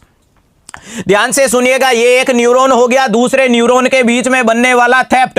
थेप्ट का मतलब क्या हो गया, गड्ढा, गुच्छा। जी हां, दो न्यूरॉन के बीच में बनने वाला थेप्ट जो क्या करता है, हार्मोन को ट्रांसफर करता है। क्या करता है, हार्मोन के सिग्नल भेजता है। यहां पाए जाते हैं रिसेप्टर्स। यहां क्या पाए जाएंगे, रिसेप्टर्स। यानी एक न्यूरॉन होगा, दूसरे न्यूरॉन में कोई भी चीज को भेजेगा तो कहां भेजेगा, ये स्नैप्स में भेजेगा। जी हां, याद रखिएगा, किसी भी न्यूरॉन के लिए रिसेप्टर कहां पाए जाएंगे, तो रिसेप्टर पाए जाएंगे। अरे कहां पाए जाएंगे, मेरे ऊपर नहीं पाए जाएंगे। जो भी सिग्नल आएगा वो स्नैप्स में आएगा। स्नैप्स को बोला जाता है gap in between the two neuron. दो न्यूरॉन के बीच में पाया जाने वाला गड्ढा या थेप्ट को क्या बोलोगे, स्नैप्ट बोलोगे। बहुत ज्यादा इंपॉर्टेंट काम आएगा जब अपन पढ़ेंगे बीमारी कौन सी है, कमेंट करके बता दो। माइस्थेनिया ग्रेविस, जी हां, एमजी कौन सा, एक तो मॉरिस गेजे है ज्वालई। बोले तो जब नॉर्सेट में नंबर आएगा तो मैं भी एमजी हेक्टर लेके घूमूंगा, वो एमजी नहीं। या एमजी की बात हो रही है, या एमजी की बात हो रही है, एमजी की बात हो रही है। बोले तो क्या, माइस्थेनिया ग्रेविस का बोल रहा हूं डियर। माइस्थेनिया ग्रेविस नाम की बीमारी होती है एसिटाइल कोलिन की दिक्कत के कारण, और तब रिसेप्टर को खोल के रखेंगे। याद इतना ही रखना है, रिसेप्टर के सिग्नल को भेजने के लिए, लाने के लिए बीच में बना हुआ गड्ढा। वैसे तीन चीजें होती है, इससे पहले होगा प्री स्नैप्टिक, उसके बाद में होगा प्रोस्टेनेप्टिक और बीच में होगा स्नैप्टिक क्लेफ्ट। याद रखिएगा, तीन चीजें पाई जाएगी। क्या क्या पाई जाती है, प्री स्नैप्ट पाया जाता है, पोस्ट स्नैप्ट पाया जाता है, पोस्ट स्नैप्ट पाया जाता है, और बीच में क्या पाया जाता है, स्नैप्टिक थेप्ट पाया जाता है या क्लेफ्ट पाया जाता है। क्लियर है, तो ये बीच में गड्ढा पाया जाता है जो स्नैप्स के रूप में मानते हैं। तो ये भी नहीं होगा। राइट आंसर क्या जाएगा, मैक्सिमम बच्चों का करेक्ट था। बहुत बढ़िया डियर, क्या बात है, थैंक यू सो मच। कहिएगा नेक्स्ट क्वेश्चन क्या पूछ रहा है। इतनी तारीफ करने के लिए बहुत बहुत धन्यवाद, शुक्रिया जनाब आपका, आपका प्यार आशीर्वाद हमारे साथ इसी प्रकार से बना रहे ताकि हम उत्कर्ष परिवार की जो भावनाएं हैं, बच्चों का प्यार है, उसके खरे उतरते रहें और हर एग्जाम के अंदर अपना परचम लहराते रहेंगे। नॉरसेट का जो ये पेपर आया हुआ है इसकी खोपड़िया में छेद करे बिना हम रुकने वाले नहीं है। चाहे रात हो जाए चाहे दिन हो जाए, किसी भी सूरत में किसी भी कंडीशन में नहीं रुकने वाले, नहीं रुकने वाले, नहीं रुकने वाले। क्या बात है, बहुत बढ़िया डियर। चलेगा, क्वेश्चन बहुत ज्यादा लेंथी है लेकिन घबराने की जरूरत नहीं है क्योंकि उत्कर्ष परिवार आपके साथ में एक्सप्लेन मैं करूंगा, जवाब आप लोग दोगे। तो शुरुआत होती है यहां से। The mother arrived at the emergency department. एक माताजी आती है इमरजेंसी डिपार्टमेंट के अंदर with her the 5 year old child. अपने 5 साल के बच्चे को लेकर के आती है। And the state that the child fell off the bunk. और वो चाइल्ड क्या फील कर पाता है, the bunk in the bed, he head injury is the suspected. और उसके अंदर क्या सस्पेक्टेड कर दी, अरे रुकना नहीं है दोस्तों, सोना नहीं है, रुकना नहीं है। मैंने बोल दिया था 20 तारीख तक किसी भी सूरत में नहीं रुकेंगे, किसी से भी बात नहीं करेंगे, सिर्फ पढ़ेंगे पढ़ेंगे पढ़ेंगे पढ़ेंगे। हेड इंजरी सस्पेक्टेड कर रहा है, हेड इंजरी हो गई है उसको। The nurse check the child airway status and assess the child for early and late sign of intracranial haemorrhage. चलेगा, एक बच्चा जो अपने बेड से गिर गया है, मां इमरजेंसी के अंदर आई है, मां उसके अंदर सस्पेक्टेड कर रही है कि हेड इंजरी हो गई और उसके अंदर पूछ रहा है इंट्राक्रेनियल हेमरेज के अंदर अर्ली और लेट साइन के बारे में। यहां क्वेश्चन को पकड़ना था, अर्ली और लेट साइन पूछा है किसके बारे में, इंट्राक्रेनियल प्रेशर के बारे में। Which is the late sign of ICP. जल्दी से कमेंट करके बताइएगा लेट साइन क्या रहेगा आईसीपी का। बोले तो इंट्राक्रेनियल प्रेशर बढ़ गया। अब पहले तो इंट्राक्रेनियल प्रेशर पता चलेगा तब बढ़ाएंगे साहब। तो शुरुआत कर देते हैं क्या, शुरुआत कर दूं, आईसीपी को खोल के रख दूं, तैयार हो। चलेगा, ये बात हुई ना, आप बोलो और मैं नहीं पढ़ा हूं ऐसा हो सकता है। आईसीपी क्या होता है, अपने इंट्राक्रेनियल, जी हां, क्रेनियम के अंदर पाया जाने वाला प्रेशर कहलाता है आईसीपी। शुरुआत कौन करता है, तो इसका अंदर शुरुआत करता है कोरोइड प्लेक्सस। कौन करता है, कोरोइड प्लेक्सस से शुरुआत होती है। कोरोइड प्लेक्सस के अंदर क्या पाया जाता है, एपेंडाइमल सेल पाई जाती है। एपेंडाइमल सेल होती है जो इसका क्या करती है, निर्माण करती है। शुरुआत कहां से होती है, ध्यान से रुकिएगा, बातों को सुनिएगा, बातों को समझिएगा, कंसेप्ट को बना लीजिएगा। नॉरसेट बड़े कंसेप्ट पूछता है, जालिम सी बात है, कंसेप्ट पूछ के आएगा नॉरसेट। रट के मत जाएगा, चीजों को समझ के गया वो सिलेक्शन लेके आएगा, जो रट के गया खाली हाथ गया था, खाली हाथ लौट के आएगा। यहां याद रखिएगा लेटरल वेंट्रिकल, कहा बोल रहा हूं, लेटरल वेंट्रिकल। जी हां, लेटरल वेंट्रिकल पाए जाते हैं 2 प्रकार के, उनके अंदर से शुरुआत होती है। वहां से जाएगा आपका थर्ड वेंट्रिकल के अंदर, वहां से लेटरल वेंट्रिकल से निकल के किसकी मदद से जाएगा, foramen of Monro. Foramen of Monro की मदद से कहां चले जाएगा, थर्ड वेंट्रिकल में चला जाएगा। फिर एक्वाडक्ट ऑफ साल्वियस की मदद से, एक्वाडक्ट ऑफ साल्वियस की मदद से वो कहां जाएगा, फोर्थ वेंट्रिकल में जाएगा। रुको रुको रुको, अरे भैया सब्र करो। फोर्थ वेंट्रिकल से क्या करेगा, 2 चीजें निकलेगी, 2 लस्का और 1 मिगंडई, 2 मिगंडई और 1 लस्का, 1 लस्का और 2 मिगंडई। क्या होता है, अरे कहां कंफ्यूजन हो गए, 2 लस्का और 1 मिगंडई निकल के गई, वो कहां छोड़ गई इसको, सब एरिकेनोइड स्पेस में। कहां छोड़ करके चली गई, सब एरिकेनोइड स्पेस में। ये आपका पूरा का पूरा पाथवे कंप्लीट होता है आईसीपी का। किसका, सीएसएफ के बारे में बात कर ली है दोस्तों। सेरिब्रो स्पाइनल फ्लूइड कहां से शुरुआत हो गई, आपके ब्रेन के अंदर कोरोइड प्लेक्सस के अंदर सेल पाई जाती है एपेंडाइमल। किसी भी बच्चे को कंफ्यूज नहीं होना है, आपने कोरोइड प्लेक्सस को रट रखा है, उसको नहीं रखना है। एग्जामिनर कुछ भी पूछ ले, क्या बोलोगे, एपेंडाइमल सेल निर्माण करती है साहब। Ependymal cell is a part of the central nervous system.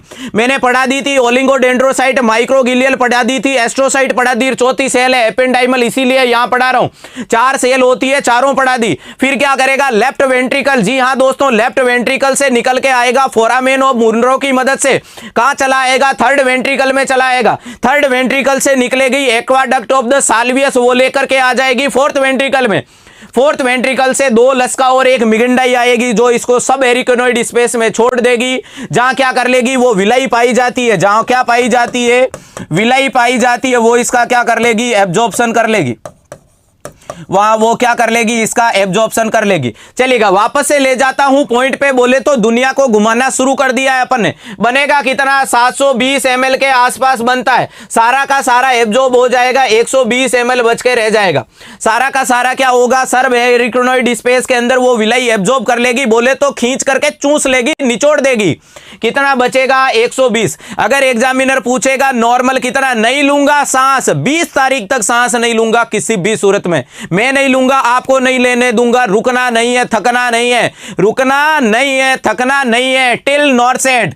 120 ml पीछे बच जाएगा। अब एग्जामिनर पूछेगा भाई साहब नॉर्मल प्रेशर कितना होता है, नॉर्मल प्रेशर कितना होता है, तो 5 से 15 mm ऑफ Hg, 5 से 15 mm ऑफ Hg इसका प्रेशर होता है। लेकिन अब वापस से चलो क्वेश्चन में, एक मां जिसका लल्ला था, बोले तो लल्ला गिर गया और गिरने के दौरान हेड इंजरी हो गई। बोले तो क्या दिक्कत हो गई, उसके ब्रेन के अंदर कोई भी दिक्कत हो गई, और दिक्कत के कारण क्या हो गई, उसके अंदर इंट्राक्रेनियल प्रेशर बढ़ गया। और यही तो प्रेशर था, यही तो CSF वाला ही प्रेशर था, वो प्रेशर अब उसके बढ़ गया। और बढ़ने के दौरान आपसे पूछा है अर्ली और लेट साइन क्या होते हैं, उसको छोड़ो, मुझे तो लेट बता दो। क्वेश्चन ने कितना घुमाया है डियर, कितना घुमाया, नॉर्सेट भी इतना का इतना घुमाएगा, मेरा वादा है, इतना का इतना घुमाएगा। अब आपसे पूछा है लेट साइन, आईसीपी बढ़ेगा, तो आईसीपी बढ़ने के दौरान सबसे पहले मरीज के अंदर देखने को मिलता है रेस्टलेसनेस। अरे क्या इतना नेस थोड़ी होता है, रेस्टलेसनेस वाली कंडीशन देखने को मिलेगी। क्या देखने को मिलेगी, रेस्टलेसनेस वाली कंडीशन। बोले तो भाई साहब को पता चल जाएगा कि कहीं ना कहीं क्या हो गई, दिक्कत वाली स्थिति हो गई। भाई साहब को क्या पता चल जाएगा कि कहीं ना कहीं दिक्कत वाली स्थिति हो गई।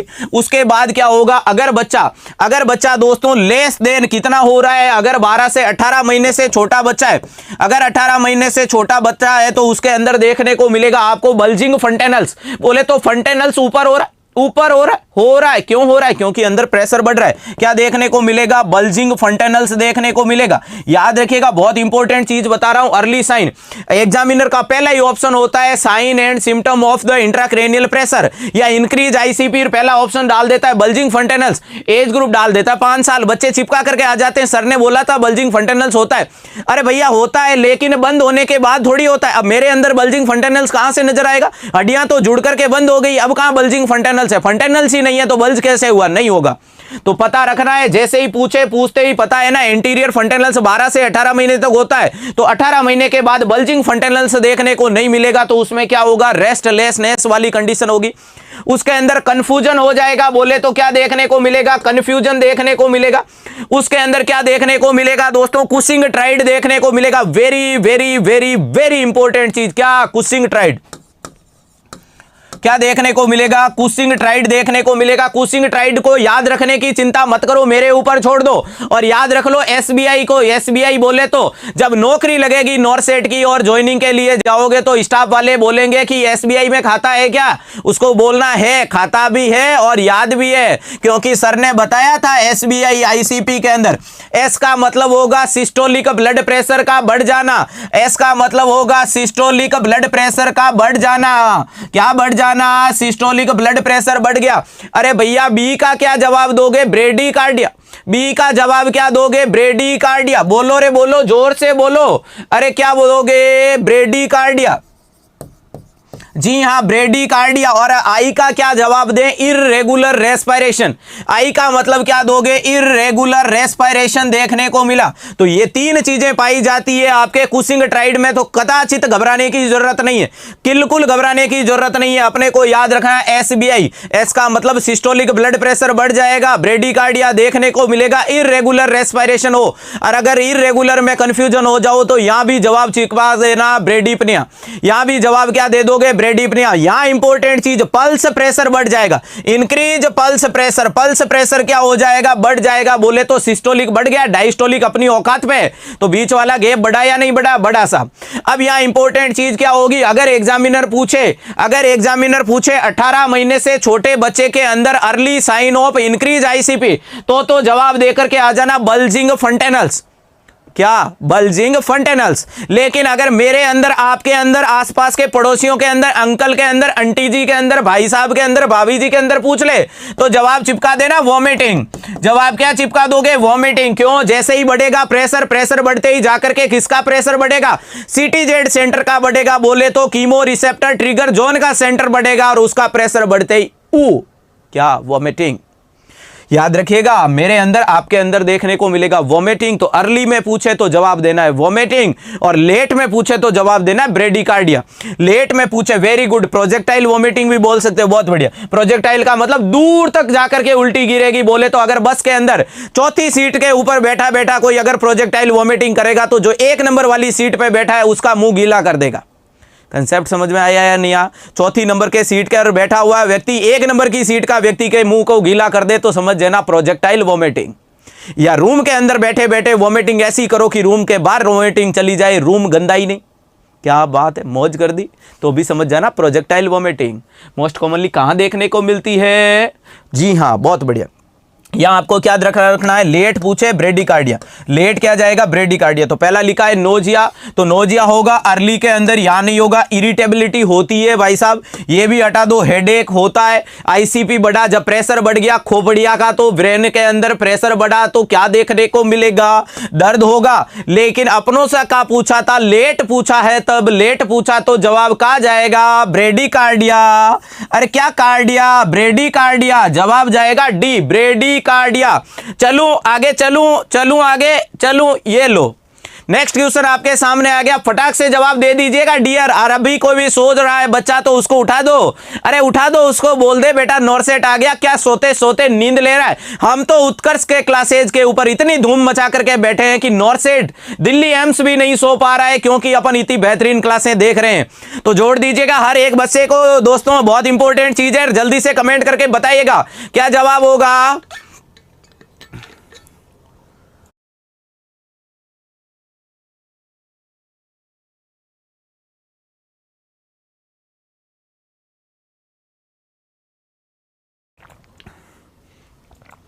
चलिएगा, point 8 which nerve impulse is transmitted from one neuron to another neuron.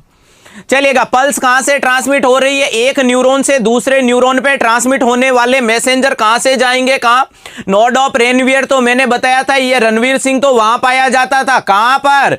Myelin sheath के बीच में छोटू सी जगह में। माइलिन तो मैंने बता दिया था, वो डब्बे डब्बे डब्बे डब्बे बना करके। गीलियल, तो गीलिया क्या हो? गीलिया नहीं होगी, गीलियल होगी। गीलियल मैंने बताया था supporting cell of the central nervous system. भाई साहब, कौन भाई साहब? ये वाले वापस से ले आते हैं। किसको?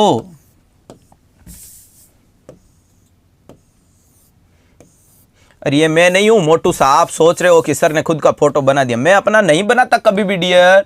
ये क्या हो गया? ये नर्वस सिस्टम है, और ये नर्वस सिस्टम को अब अपन बिखोर के रखेंगे। धीरे धीरे बिखोरना शुरू कर दिया है डियर।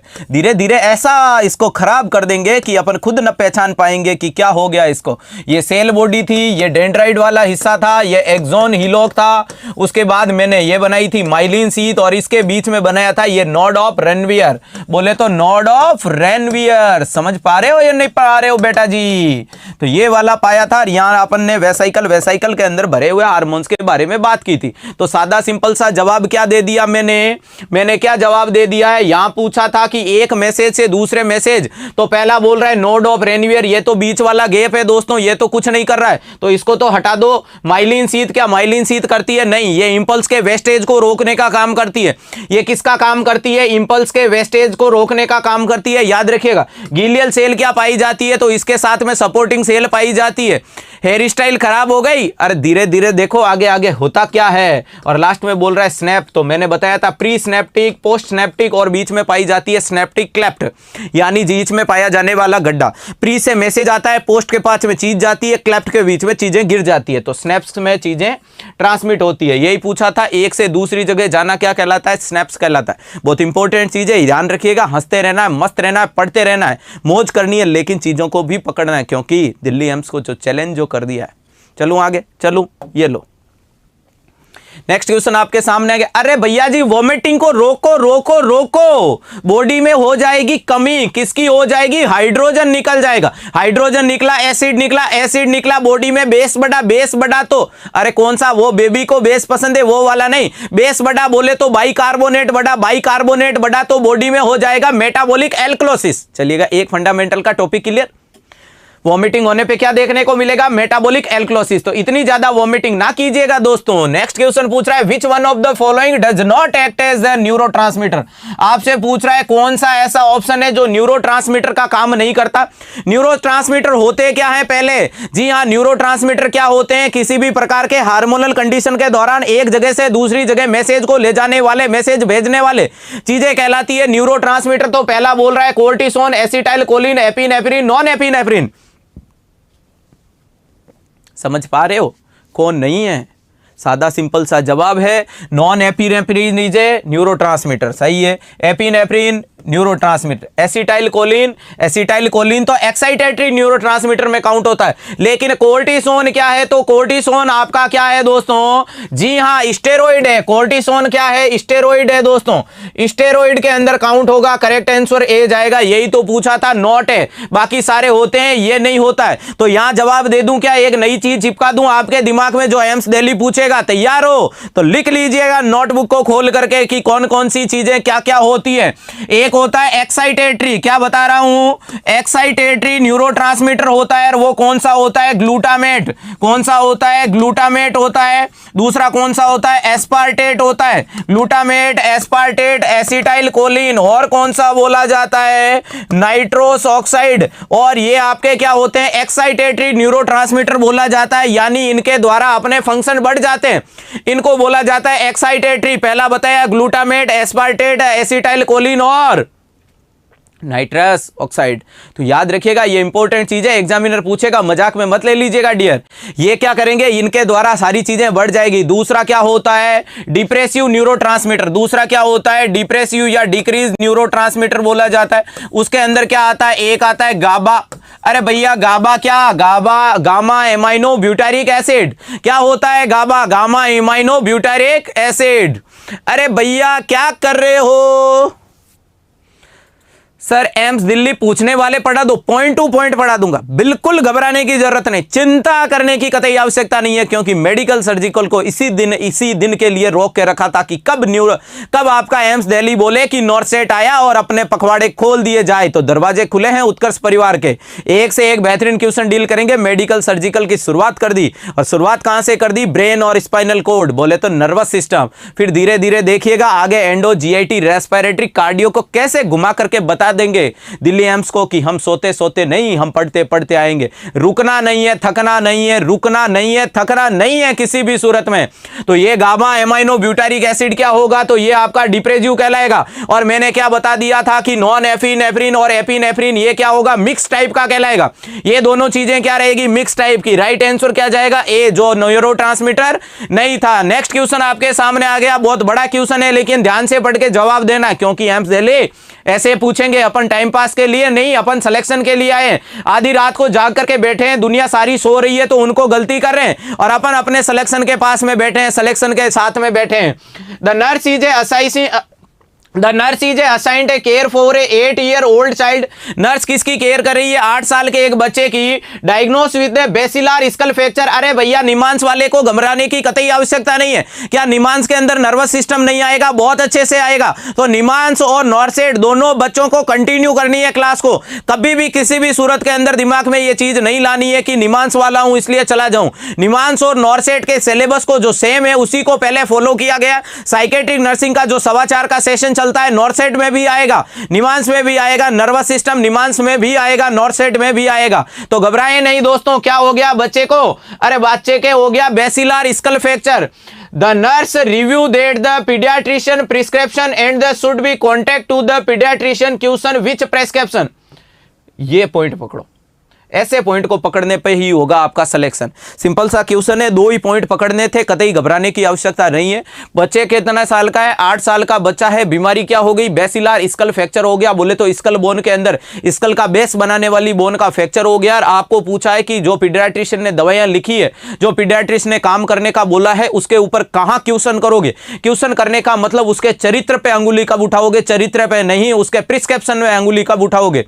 यानी उसने डॉक्टर साहब ने ये लिख दिया, ये ये कर दो। तो नर्स ने बोला रुको साहब, मैं भी पढ़ के आई हूं, मुझे ये काम सही नहीं लगता, जो सही नहीं लगता वो मैं न तो करती हूं न मैं किसी को करने देती हूं। तो कहां पूछेगी क्वेश्चन? पहला बोल रहा है ऑब्टेन ए डेली वेट, बोल रहा है कि रोज वजन कर लो तो कर लो, न तो मुझे दिक्कत है न पीडियाट्रिक को है, ये बात सही है। दूसरा बोल रहा है provide a clear liquid intake, बोल रहा है कि साफ सुथरा पानी पिलाओ, क्लियर लिक्विड डाइट दो। तो भैया क्लियर लिक्विड डाइट दो, अभी खाने पीने को कुछ नहीं देना ज्यादा, क्योंकि हेड इंजरी सस्पेक्टेड है, तो ये भी चलेगा। लास्ट बोल रहा है मेंटेन ए पेटेंट इंट्राविनस लाइन, बोल रहा है कि डॉक्टर साहब ने जो आईवी लाइन लिख दी वो दे दें क्या? तो देवो साहब, क्यों नहीं देनी, उसके अंदर कोई भी पेन किलर, कोई भी एंटीबायोटिक, किसी भी प्रकार की कोई भी चीज है वो दे दो। सी ऑप्शन में बोला है नेजोट्रेकियल सक्शन इज नीडेड, बोल रहा है कि नाक के अंदर से एक नली ऐसी डालो कि जो ट्रेकिया में जाकर के सक्शन कर दे। नेजो का मतलब कहां से डाल रहे हो? नोज से डाल रहे हो। नेजो का मतलब कहां से डाल रहे हो? नोज से डाल रहे हो। कहां तक डालोगे? ट्रेकिया तक डालोगे। कहां तक डालोगे? ट्रेकिया तक जाकर के क्या करेगी? सक्शन इज नीडेड, और जितनी जरूरत है उतना सक्शन कर दो। तो इनको बताओ साहब, हम भी पढ़ करके आए हैं, हमने भी सिस्टम पढ़ा है, अगर बेसिलर स्कल फ्रैक्चर हो गया और नाक के अंदर से आप क्या डाल रहे हो? ट्यूब को डाल रहे हो, तो वो क्या पता ट्रेकिया में नहीं जाकर के वे आपकी कहां चली जाए?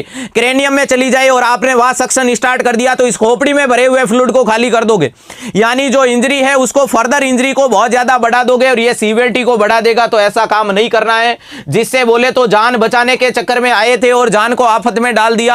अपन जान बचाने के लिए जुड़े हुए हैं, कदाचित भी जान को आफत में नहीं डालना किसी भी सूरत में।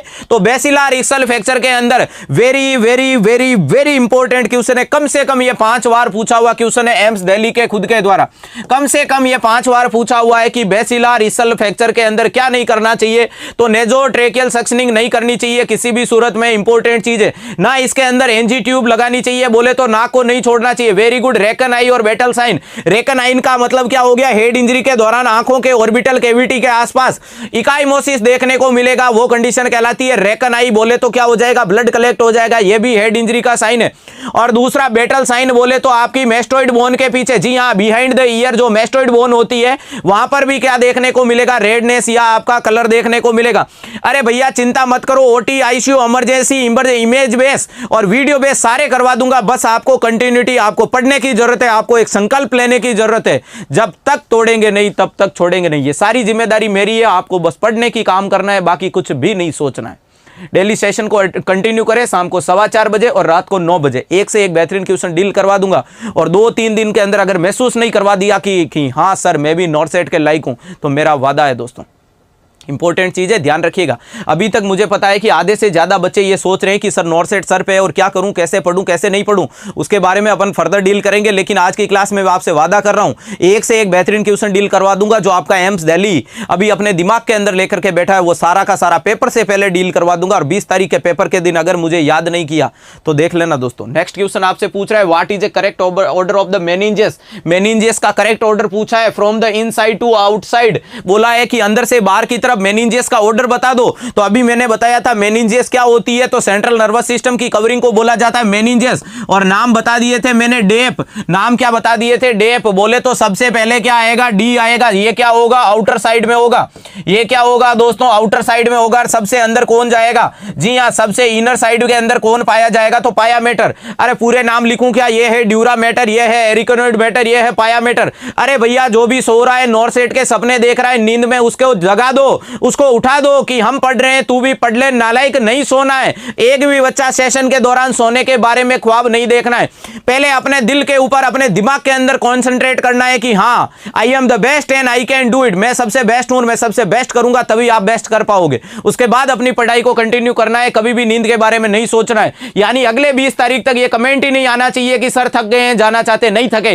यही कमेंट आना चाहिए कि सर क्लास को कंटिन्यू करो, हम लोग पढ़ना चाहते हैं। सर क्लास को कंटिन्यू करो, हम लोग पढ़ना चाहते हैं। ये ड्यूरामेटर, एरिकनोइड मैटर और पायामेटर इंपॉर्टेंट चीज है। तो आपसे पूछा है इनसाइड टू आउटसाइड, यानी ये सीक्वेंस दे दो, उसके अंदर क्या देखने को मिलेगा? तो पेड देखने को मिलेगा। उस कंडीशन में क्या देखने को मिलेगा? पेड देखने को मिलेगा। तो ढूंढो, ड्यूरामेटर नहीं होगा साहब, पायामेटर होगा, एरिकनोइड नहीं होगा, एरिकनोइड नहीं होगा। राइट आंसर क्या चला जाएगा? बी।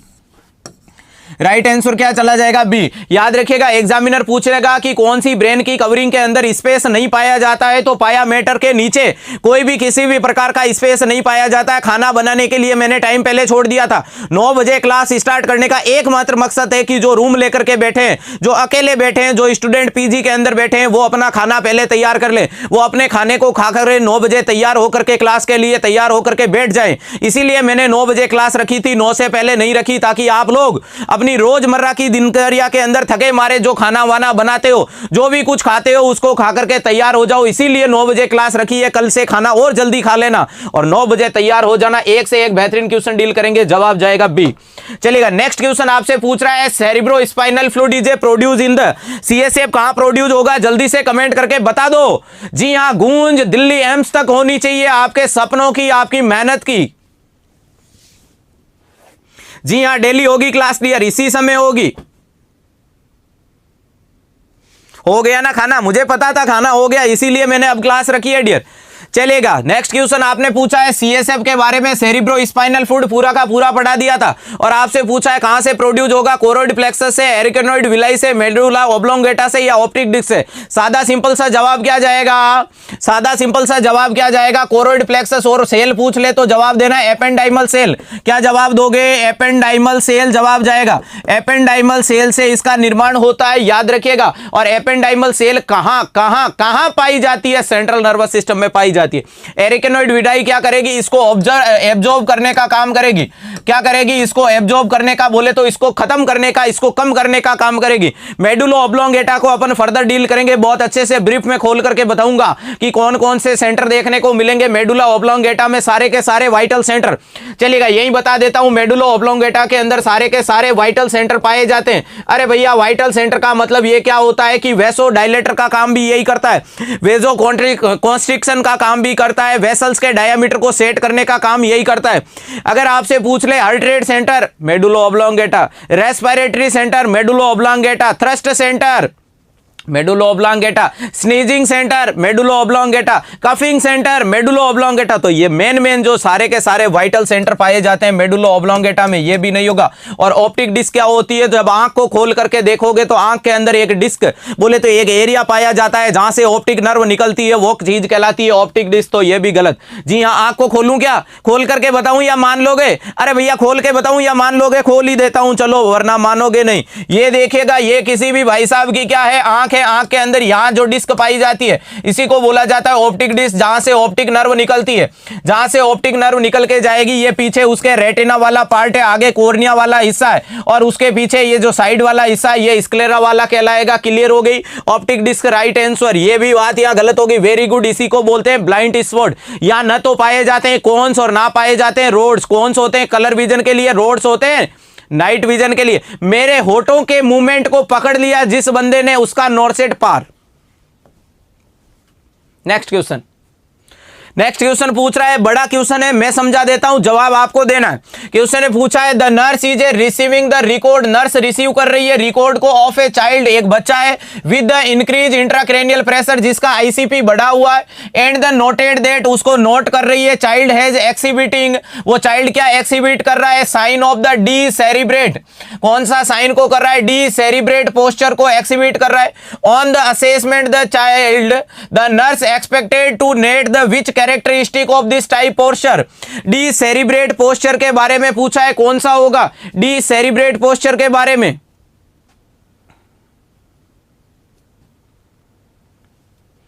एनओसी की जरूरत नहीं है सीएचओ वालों को, कोई भी एनओसी की जरूरत नहीं है, डायरेक्ट फॉर्म भर सकते हो डियर।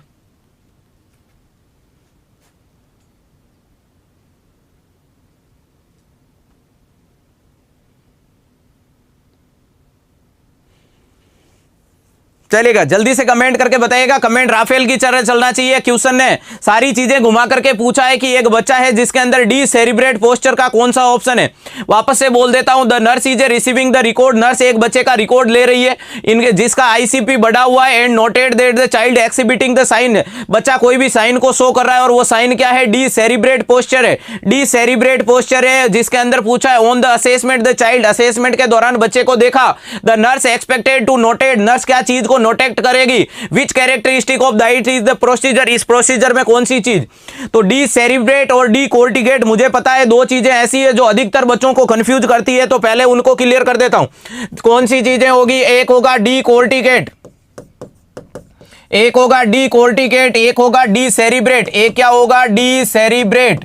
डी सेरिब्रेट और डी कोर्टिकेट नाम के दो साइन देखने को मिलेंगे जब आप जीसीएस देखोगे। अरे भैया क्या चेक करोगे जीसीएस के दौरान? बहुत इंपॉर्टेंट चीज बता रहा हूं। अब आपका डी कोर्टिकेट के अंदर क्या, मरीज के अंदर क्या होगा? फ्लेक्शन देखने को मिलेगा। और फ्लेक्शन किसका देखने को मिलेगा? अपर बॉडी पार्ट का। अपर बॉडी पार्ट के अंदर तो फ्लेक्शन होगा और लोअर बॉडी क्या करेगी? एक्सटेंस करेगी। लोअर बॉडी क्या करेगी? एक्सटेंड करेगी। ये पार्ट बता रहा हूं बॉडी के पार्ट का, ये लोअर बॉडी क्या करेगी? एक्सटेंशन देखने को मिलेगा। यहां बात को रोकिएगा, एक बार से आगे चलता हूं। डी सेरिब्रेट, बोल रहा हूं चीजों में बिल्कुल कंफ्यूज नहीं होना। डी सेरिब्रेट, जहां सेरिब्रेट आ जाए समझ लेना सारे संसार में फैल रहा है। जहां सेरिब्रेट आ जाए समझ लेना आसपास फैल रहा है, सारी जगह फैल रहा है। जल्दी से, वेरी गुड, क्या बात है, बहुत बढ़िया दोस्तों। जल्दी से मैक्सिमम बच्चों को कनेक्ट कर देना। जल्दी जल्दी जल्दी नॉर्सेट को क्रैक करने के लिए अपन आ रहे हैं, क्योंकि अपन सोते सोते नहीं, पढ़ते पढ़ते जा रहे। डी सेरिब्रेट को याद रखने का मतलब रख लेना आसपास की सारी जगह में फैल गया, सारी जगह में, सारी जगह में, और सारी जगह में फैल गया तो क्या देखने को मिलेगा? एक्सटेंशन देखने को मिलेगा। क्या देखने को मिलेगा? एक्सटेंशन देखने को मिलेगा। अपर एंड लोअर दोनों पार्ट में, अपर एंड लोअर दोनों पार्ट में क्या देखने को मिला? एक्सटेंशन। बहुत इंपॉर्टेंट चीज है। जब जीसीएस पढ़ोगे तो जीसीएस के अंदर इंपॉर्टेंट चीज क्वेश्चन पूछेगा एग्जामिनर, और क्वेश्चन के अंदर क्या पूछेगा कि कौन से का स्क्वायर क्या रहेगा? जल्दी से कमेंट करके बता दीजिएगा। Comment fast dear, comment fast, क्या जवाब जाने वाला है?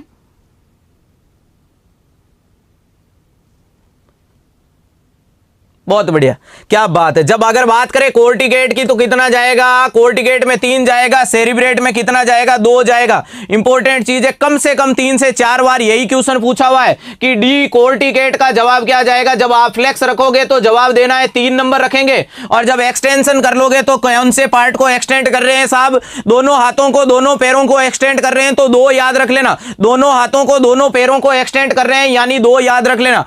यहां पर भी आपको इमेज बेस भी याद रखना है। इमेज बेस यानी एक बच्चा अगर मैं आपको दिखा दूं जो अपने हाथों को दूर करके क्या कर रहा है? रोटेट करता हुआ नजर आ जाए, जवाब दे देना डी सेरिब्रेट है।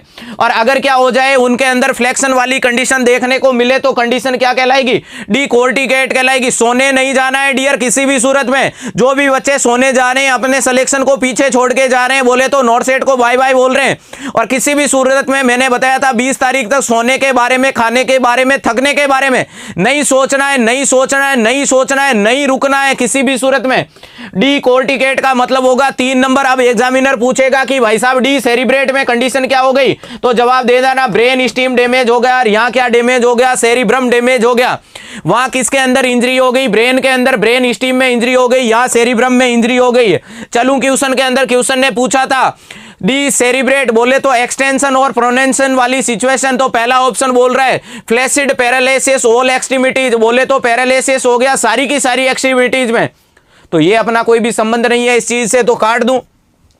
दूसरा बोल रहा है abduction of the arm at the shoulder, shoulder की जगह क्या हो गया? एब्डक्शन हो गया। शोल्डर की जगह क्या हो रहा है? एडक्शन, यानी वो हाथों को ऐसे फ्लेक्स कर रहा है। ये कंडीशन कहलाएगी डी कोर्टिकेट। क्या कहलाएगा? डी कोर्टिकेट कहलाएगा। जी हां दोस्तों, डी कोर्टिकेट कहलाएगा, तो ये भी नहीं होगा। तीसरा बोल रहा है रिजिड एक्सटेंशन, रिजिडिटी के साथ एक्सटेंशन होने जा रहा है, रिजिडिटी के साथ एक्सटेंशन होने जा रहा है। नहीं सोऊंगा, नहीं सोऊंगा, नहीं सोऊंगा। क्या बात है सुरेश गजरावत, रिजिड एक्सटेंशन हो रहा है, प्रोनेंशन ऑफ द आर्म, यही कंडीशन क्या कहलाएगी? डी सेरिब्रेट कहलाएगी। और क्वेश्चन ने क्या पूछा था? डी सेरिब्रेट। लास्ट बोल रहा है abnormal flexion of the upper extremity and extension of the adducted of the lower extremity, ये भी आपको किसके बारे में बता रहा है? डी कोर्टिकेट के बारे में। बहुत इंपॉर्टेंट कंसेप्ट था, अगर ध्यान से पकड़ा किसी भी बच्चे ने, उसके सिलेक्शन के पथ की तरफ वो एक कदम आगे बढ़ गया है दूसरों की तुलना में। जो सोने चले गए थे वो एक कदम पीछे चले गए अपने सिलेक्शन से। जो अभी जाग रहे हैं, जो अभी पढ़ रहे हैं, आपकी मेहनत को सैल्यूट है दोस्तों। इसी प्रकार से पढ़ते जाएगा सिलेक्शन, आना पड़ेगा सिलेक्शन को, क्योंकि अपन सोते सोते नहीं, अपन पढ़ते पढ़ते जा रहे हैं। चलेगा, नेक्स्ट क्वेश्चन क्या पूछ रहा है आपसे, ध्यान से पढ़ के फटाक से जवाब दीजिएगा। क्वेश्चन पूछ रहा है the brain region which is a responsible for the coordination of the voluntary muscular movement, posture and balance. मैं मेरी क्लास के अंदर अननेसेसरी एक भी पॉइंट डील करने की कोशिश नहीं करता, मैं हर एक वही पॉइंट डील करता हूं जो आपको अपकमिंग एग्जाम के अंदर देखने को मिलेगा। तो सिर्फ पढ़ते जाएगा। कई बच्चे सोच रहे हैं कि सर टॉपिक के अलावा एक सेकंड भी बात नहीं करते, बोले तो अपनी जबान को गले के अंदर ही नहीं उतारते हैं, तो हम क्या सोचे, हमें तो नींद आने लग जाती है, तो नींद नहीं लेनी। मैं आपकी समय को सीमाओं को देखते हुए इतना तेज बोलने की कोशिश करता हूं कि मैक्सिमम क्वेश्चन अप्रोच करेंगे। द ब्रेन रीजन, ब्रेन के रीजन में पूछा है विच is a responsible for the coordination. आपके ब्रेन के अंदर ऐसा कौन सा पार्ट होगा जो कोऑर्डिनेशन का काम करेगा, बोले तो सामंजस्य बनाएगा। Voluntary muscles movement of the posture and balance, body के पोस्चर को बनाने के लिए, बैलेंस को बनाने के लिए, बॉडी के मसल्स के मूवमेंट करवाने के लिए। तो पहला बोल रहा है सेरिबेलम करेगा, दूसरा बोल रहा है सेरिब्रल कोर्टेक्स करेगा, तीसरा बोल रहा है बेचारी स्पाइनल कॉर्ड करेगी, बोले तो रीढ़ की हड्डी करेगी, लास्ट बोल रहा है मेडुला ओब्लांगेटा करेगा। तो मेडुला ओब्लांगेटा तो क्या करेगा, मैंने बता दिया था, वाइटल ऑर्गन के सेंटर पाए जाते हैं। क्या पाया जाता है, वाइटल सेंटर पाए जाते हैं, तो सारे के सारे वाइटल ऑर्गन के फंक्शन करवा देगा। इससे ज्यादा ये तो कुछ नहीं करेगा, तो इसको हटा दो। स्पाइनल कॉर्ड क्या करेगी, तो स्पाइनल नर्व निकलेगी, जिससे जो भी सेंसेशन वगैरह जाएंगे वो मूवमेंट करवा देगी। बाकी इससे ज्यादा ये भी कुछ नहीं करेगी। स्पाइनल नर्व निकलेगी कितनी, 31 पेयर देखने को मिलेगी आपको। क्या स्पाइनल नर्व कहां निकलेगी, स्पाइनल नर्व कितनी होती है, ध्यान रख लीजिएगा, क्वेश्चन चिपका दिया मैंने, कितनी लिखी है, 31 स्पाइनल नर्व होगी जो स्पाइनल के सेंसेशन देने का काम करेगी और बॉडी के मूवमेंट जो सिग्नल जाएंगे वो करवाएगी, लेकिन कोऑर्डिनेशन नहीं करेगी। दूसरा बोल रहा है सेरिब्रल कोर्टेक्स, तो सेरिब्रल कोर्टेक्स इसका पार्ट है। तो दोस्तों ये बॉडी के अंदर होने वाले स्पेसिफिक चीजों को कंडक्ट करवाएगा। जैसे कि अलग अलग पार्ट के अंदर बात कर लें कि कोई खाने के बारे में सोचेगा, कोई सोने के बारे में सोचेगा, कोई बोलने के बारे में सोचेगा, कोई सुनने के बारे में सोचेगा, तो ये भी चीज गलत हो गई। कोर्टेक्स पार्ट है सेरिब्रल का, सेरिब्रम का कोर्टेक्स पार्ट है, लेकिन आपके बॉडी के मूवमेंट्स, बॉडी के कोऑर्डिनेशन, यानी मैं बोर्ड के ऊपर लिख रहा हूं, मेरा हाथ काम कर रहा है, मैं आपके सामने खड़ा हूं, मेरे पैरों पे खड़ा हूं, मेरे हाथों के मूवमेंट हो रहे हैं, मेरे आंखों के मूवमेंट हो रहे हैं, मेरी बॉडी के ये सारे मूवमेंट हो रहे हैं। तो ये सारे मूवमेंट कौन करवा रहा है, सेरिबेलम करवा रहा है। कौन करवा रहा है, सेरिबेलम। इंपॉर्टेंट चीज है, याद रखिएगा, बहुत इंपॉर्टेंट चीज रहेगी। चलिए नेक्स्ट क्वेश्चन पे, जिसका सेरिबेलम गड़बड़ाया, चलेगा सेरिबेलम वाले क्वेश्चन के अंदर लिख लेना, सेरिबेलम की जांच के लिए रोम्बंग टेस्ट किया जाता है। क्या किया जाता है, रोम्बंग टेस्ट किया जाता है। कौन सा, रोम्बंग टेस्ट किया जाता है। पूछा था एग्जामिनर ने, कंप्लीट बता देता हूं, किसी भी सूरत में गलत मत करके आ जाना। डबल नहीं, ट्रिपल स्टार क्वेश्चन चिपका दिया है। जो भी कहां जा रहे हैं, बहुत बढ़िया, thank you so much dear. मेरे लिए बस इतना ही चाहिए, आप लोगों को मेरे साथ उसी कंसंट्रेशन के साथ मेहनत करनी है। मैं आपके लिए मेहनत कर रहा हूं, आधी रात को यहां पे खड़ा हूं, तो आपको भी वहां बैठे रहना है, पढ़ाई को कंटिन्यू रखना है। और इस बार जब तक तोड़ेंगे नहीं तब तक छोड़ेंगे नहीं। नॉर्सेट को बता देना, हम सोते सोते नहीं, हम पढ़ते पढ़ते आए हैं। मैंने क्या बताया, कौन सी टेस्ट करोगे, रोम्बंग टेस्ट करोगे। कैसे किया जाएगा, यानी एक भाई साहब को बुलाया जाएगा, बुला करके उनको खड़ा किया जाएगा, खड़ा करने के बाद उनकी आंखें बंद की जाएगी, आंखें बंद करने के बाद उनको बोला जाएगा कि थोड़ी देर चल के दिखाओ कि कोऑर्डिनेशन होता है या नहीं होता है। और चलाना कहां पर, एक ट्रैक बना करके चलाना है, यानी कोई भी चीज जहां पर आपने कुछ भी रखा हुआ है या कोई भी ऐसा ट्रैक है, कोई भी ऐसी दो लाइनें, उनके बीच में चलाओगे तो पता चलेगा कि अगर कोऑर्डिनेशन है तो वो सीधे सीधे, बोले तो मैं आंखें मीच के आपके सामने आ रहा हूं, ध्यान से देखना। अगर इस प्रकार से वो चल जाते हैं बिना कोई भी अपनी पटरी उतरे हुए, तो क्या है, उनका रोम्बंग टेस्ट, बोले तो सेरिबेलम काम कर रहा है। लेकिन अगर गड़बड़ाहट हो जाए तो क्या हो गया, रोम्बंग टेस्ट पॉजिटिव आ गया, इसका मतलब रोम्बंग टेस्ट में गड़बड़ आई, इसका मतलब सेरिबेलम गया, बैलेंस गया। तो रोम्बंग टेस्ट किसके लिए किया जाता है, कोऑर्डिनेशन के लिए किया जाता है। कैसे किया जाता है, एग्जामिनर सीक्वेंस देगा कि एक भाई साहब हैं जो आंखें मीच करके पटरी पे चल रहे हैं और अपनी सिचुएशन को क्रॉस नहीं कर रहे हैं, तो टेस्ट कौन सा, रोम्बंग टेस्ट किया जाता है। किसके लिए किया जाएगा, तो सेरिबेलम के लिए किया जाएगा। नेक्स्ट क्वेश्चन आपके सामने, जल्दी से जवाब दे दीजिएगा। जो बच्चे सोने जा रहे हैं समझ लेना, दुनिया पढ़ रही है, आप सो रहे हो।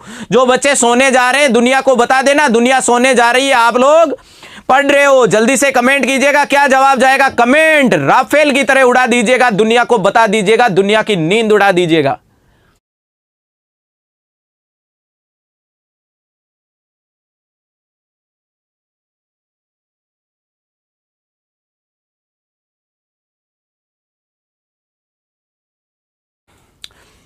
चलेगा दोस्तों, नेक्स्ट क्वेश्चन क्या पूछ रहा है, respiratory centre situated, respiratory centre is situated in the at the which part of the brain.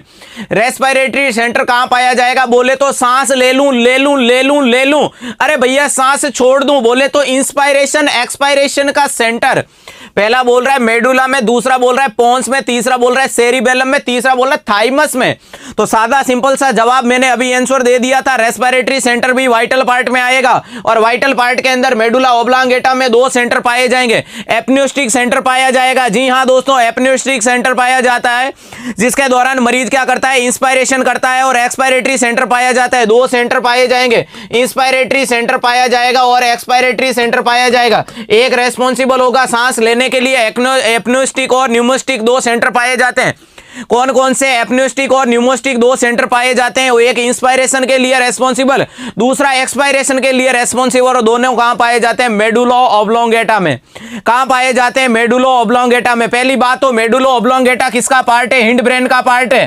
किसका पार्ट है, हिंड ब्रेन का पार्ट है। ध्यान है नहीं है, भूल तो नहीं गए, हिंड ब्रेन को बोला जाता है रोमेनसिफेलोन।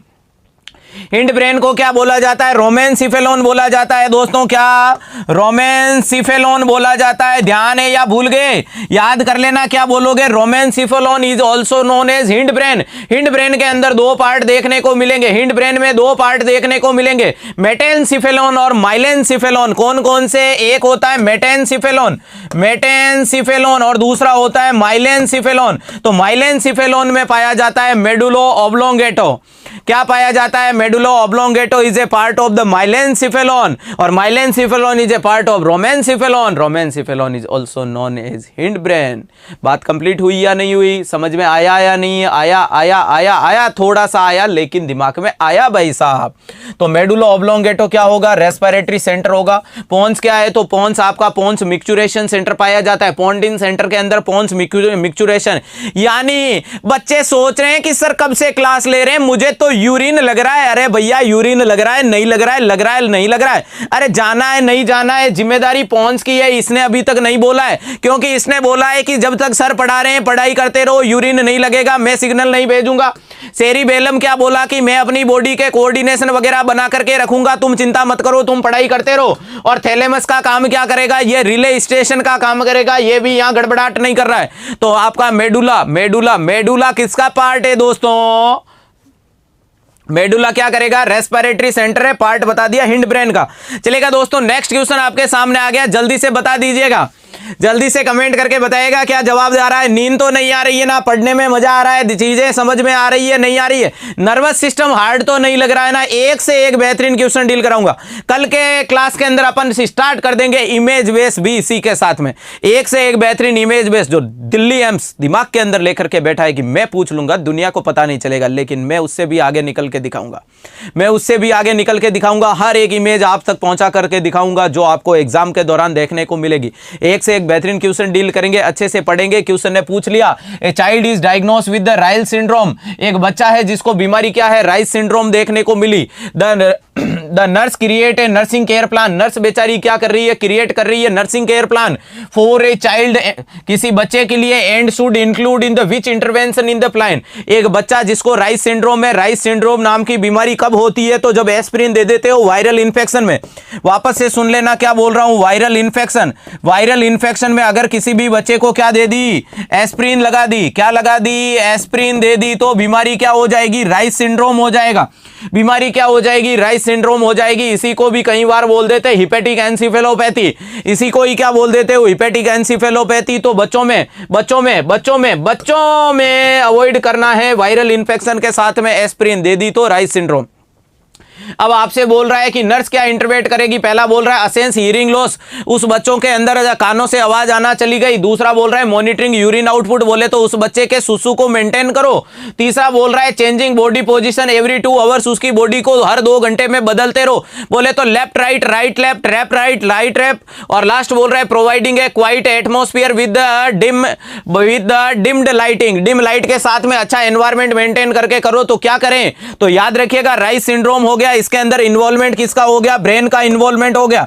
किसका इन्वॉल्वमेंट हो गया, ब्रेन का। मैंने अभी बताया था हिपेटिक एनसेफेलोपैथी, मैंने अभी जवाब दिया था। नहीं डियर, सुबह नहीं। जो पढ़ने में मजा जो शाम को आता है, जो रात को आता है, वो कभी नहीं आता है। सुबह नींद नहीं उड़ती है, बेस्ट टाइम है अभी अपने रिवीजन करने का, अभी पढ़ने का, क्योंकि अधिकतर बच्चे दिन पूरे थके मारे से हैं किताबें पढ़ के, लेकिन क्लास देखने में दिक्कत नहीं होती है। मैं गारंटी देता हूं क्लास देखने में दिक्कत नहीं होती है। जब इतनी इंटरेस्टिंग क्लास चल रही, आराम से क्लास को देखिएगा, अपनी चेयर पे बैठे रहिएगा, आगे मोबाइल को रख लीजिएगा, एक नोटबुक को हाथ में रखिएगा, जैसे ही मेरे होठों से कोई नया पॉइंट निकला मोती की तरह उसको कॉपी में लिख दिया। एग्जाम से पहले देख के जाएंगे।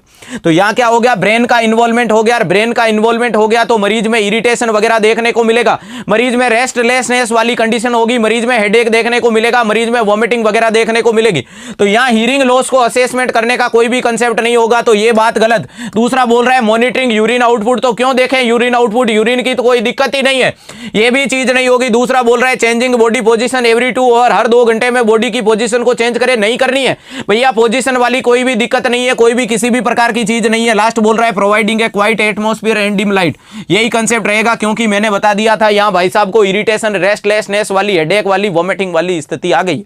तो यहां क्या करना है, सुबह बहुत ज्यादा दिक्कत होती है डियर, सुबह बोलोगे सर चाय बनानी है, उसके बाद बोलोगे सर झाड़ू पोछे करने, उसके बाद बोलोगे सर खाना बनाना है, सर धूप चढ़ गई है अब मुझे वो काम करना है, अरे सुबह सर मुझे नहाने धोने जाना है, अरे सर मुझे कपड़े धोने हैं। तो ये काम रात को कुछ भी नहीं, रात को डिस्टर्ब करने वाला कोई नहीं, रात को अननेसेसरी किसी का भी कॉल नहीं आएगा, सुबह हजारों कॉल आएंगे, हजारों काम रहेगा। बेस्ट टाइम यही रहेगा पढ़ने वाले के लिए, और बाकी बातें करने के वाले कुछ भी कर सकते हैं। राइट आंसर क्या जाएगा, डी। उसको क्या करो, अच्छा से एनवायरनमेंट प्रोवाइड करो ताकि वो क्या हो जाएगा, अच्छे एटमॉस्फेयर में रहेगा, डिम लाइट के अंदर उसको मेंटेन करना है ताकि इरिटेशन स्टिमुलेशन कम क्या हो। क्या करोगे, डिक्रीज स्टिमुलेशन, क्या कर रहे हो, स्टिमुलेशन को कम कर रहे हो, याद रखिएगा। नेक्स्ट क्वेश्चन आपसे क्या पूछ रहा है डियर, बहुत इंपॉर्टेंट क्वेश्चन है, ध्यान से पढ़ के फटाक से जवाब दे दीजिएगा। क्या बात है, बहुत बढ़िया, मजा आ रहा है ना, चलिएगा। नेक्स्ट क्वेश्चन आपसे पूछ रहा है which part of the brain control and regulate the activity of the autonomic nervous system. Autonomic nervous system की रेगुलेटरी कौन मेंटेन करेगा, जल्दी से जवाब दीजिएगा। जिसको जाना था वो चले गए, और जो चले गए वो नॉर्सेट की सीमाओं से भी बाहर चले गए, चिंता मत कीजिएगा, आप लोगों का कंपटीशन कम हो गया। जो अभी जाकर के सो गए हैं वो आपके कंपटीशन से बाहर हैं, क्योंकि आपने उनसे ज्यादा पढ़ाई कर ली, और जो ज्यादा पढ़ाई करेगा, जो ज्यादा घूमेगा, वो क्या करेगा, सिलेक्शन के पथ की तरफ आगे बढ़ेगा। हमारे प्रिय सर कहते हैं कि शिक्षा वो शेरनी का दूध है जो जितना पिएगा वो उतना दाढ़ेगा। तो आप लोग भी अगर एग्जाम हॉल में दाढ़ना चाहते हैं तो इस शिक्षा नामी इस दूध को पीते जाइएगा, बहुत ज्यादा ताकत होती है इसके अंदर, जो एग्जाम हॉल के अंदर ऐसी दाढ़ लगा देगा, ऐसी दाढ़ लगा देगा कि एम्स दिल्ली को हिला करके रख देगा। जो पेपर बनाएगा, which part of the brain, brain का कौन सा पार्ट कंट्रोल करेगा and the integrate the activity of the autonomic nervous system. Nervous system को खोल के रखने की शुरुआत आ गई है। नर्वस सिस्टम के 2 पार्ट होते हैं, एक कौन सा होता है दोस्तों, पहला होता है सेंट्रल नर्वस सिस्टम जिसके अंदर स्पाइनल कॉर्ड और ब्रेन पाया जाता है। दूसरा होता है peripheral nervous system. Peripheral nervous system के 2 पार्ट होते हैं, एक होता है सोमेटिक नर्वस सिस्टम, दूसरा होता है autonomic nervous system. Somatic nervous system में पाई जाती है क्रेनियल नर्व और स्पाइनल नर्व, और तीसरा मैंने बताया था autonomic nervous system. Autonomic nervous system में पाया जाएगा सिंपैथेटिक नर्वस सिस्टम और पैरासिम्पैथेटिक। समझ में आया, आया लिख लीजिएगा, नहीं आया तो क्या बता दिया मैंने, नर्वस सिस्टम को कितने भागों में बांट दिया। पहला बता दिया central nervous system, central nervous system, दूसरा बता दिया peripheral nervous system. Central nervous system के टुकड़े किए तब निकल के आया एक तो ब्रेन का टुकड़ा और दूसरा निकल के आया स्पाइनल का टुकड़ा। जब इनके अलग अलग टुकड़े कर दिए पेरिफेरल नर्वस सिस्टम में एक आया somatic nervous system, somatic nervous system, और दूसरा चला आया autonomic nervous system. Autonomic nervous system के फर्दर टाइप क्या है, पैरासिम्पैथेटिक नर्वस सिस्टम और सिंपैथेटिक नर्वस सिस्टम, एक एक करके डील करते जाएंगे। सोमेटिक में क्या आएगा, क्रेनियल नर्व आएगी जो 12 पेयर होती है, जो एक आएगी स्पाइनल नर्व जो 31 पेयर होती है। कितनी होती है, 31 पेयर। यही कंसेप्ट होता है, ध्यान रखिएगा, एक एक कंसेप्ट एग्जामिनर पूछेगा, और जिस दिन कंसेप्ट बन गए उस दिन सिलेक्शन दुनिया की कोई ताकत नहीं रोक सकती है। और मुझे विश्वास है आधी रात को अगर इतने बच्चे मुझे देख करके पढ़ रहे हैं तो ये आपकी आपकी मेहनत है, आपका डेडिकेशन है, आपके और आपके माता पिता के सपनों की ये ताकत है, यही आपको सिलेक्शन दिलाएगी, यही आपका सिलेक्शन करवाएगी। क्लियर है डियर? तो यहाँ क्या पूछा था, ऑटोनॉमिक नर्वस सिस्टम, यानी इसमें पैरासिम्पैथेटिक और सिंपैथेटिक पाए जाते हैं। तो इनको मेंटेन करने का काम कौन करता है? तो हाइपोथैलेमस करता है डियर। कौन करता है? Hypothalamus. Very good, right answer क्या जाएगा? सी जाएगा। मिड ब्रेन, थैलेमस और एपिथैलेमस का यहाँ कोई भी कंसेप्ट नहीं रहेगा। क्या बताया? मिड ब्रेन, थैलेमस, एपिथैलेमस और हाइपोथैलेमस। राइट आंसर क्या जाएगा? थैलेमस। बहुत इंपॉर्टेंट चीज है, याद रखिएगा। एक से एक बेहतरीन कंसेप्ट डील करवा दूंगा और जिस दिन नॉर्सेट दोगे उस दिन पक्की एक बात दिमाग में आएगी कि हाँ यार सर ने पढ़ाया था और सर ने स्टार भी लगाया था, क्वेश्चन यहाँ चिपक चुका है। चलो नेक्स्ट क्वेश्चन पे। नेक्स्ट क्वेश्चन आपसे क्या पूछ रहा है डियर? फटाक से पढ़ के झटाक से आंसर दे दीजिएगा। नेक्स्ट क्वेश्चन पूछ रहा है, soon after the admission of the client, admission मरीज का एडमिशन होने के बाद client to be hospital with the head injury, जिसको हेड इंजरी हो चुकी है, temperature rise 102.2 degree Fahrenheit, Fahrenheit में बता दिया 102.2 डिग्री फ़ारेनहाइट हो चुका है, जिसके अंदर क्या बोला? The suggestive injury. Suggestive injury क्या रहेगी? जल्दी से कमेंट कीजिएगा, कमेंट फास्ट डियर। क्या आंसर देना चाहता है? एग्जामिनर पूछ रहा है, एक भाई साहब जिसका हॉस्पिटल में अभी एडमिशन हुआ है, लेकिन एडमिशन के साथ में उसको हेड इंजरी हो गई, बोले तो उसके दिमाग में दिक्कत आ गई। अरे दिमाग के अंदर इंजरी हो गई, यानी बाइक को राफेल बनाने के चक्कर में बीच सड़क के अंदर आपका राफेल लैंड हो गया, और जब राफेल लैंड हुआ तो ब्रेन के ऊपर चोट आ गई। ब्रेन के अंदर कौन से पार्ट में चोट आ गई कि उसका टेम्परेचर बढ़ करके 102.2 डिग्री फ़ारेनहाइट से भी ज्यादा हो गया। यह संकेत क्या करता है कि टेम्परेचर में गड़बड़ाहट हुई है, और टेम्परेचर में गड़बड़ाहट करने वाला एक ही बंदा है जो टेम्परेचर को मेंटेन करता है। कौन करता है टेम्परेचर को मेंटेन? तो पहला बोल रहा है पैलिडम, दूसरा बोल रहा है थैलेमस, तीसरा बोल रहा है टेम्पोरल लोब और लास्ट बोल रहा है हाइपोथैलेमस। तो बॉडी को थर्मो रेगुलेटरी सेंटर किसको बोलोगे? थर्मो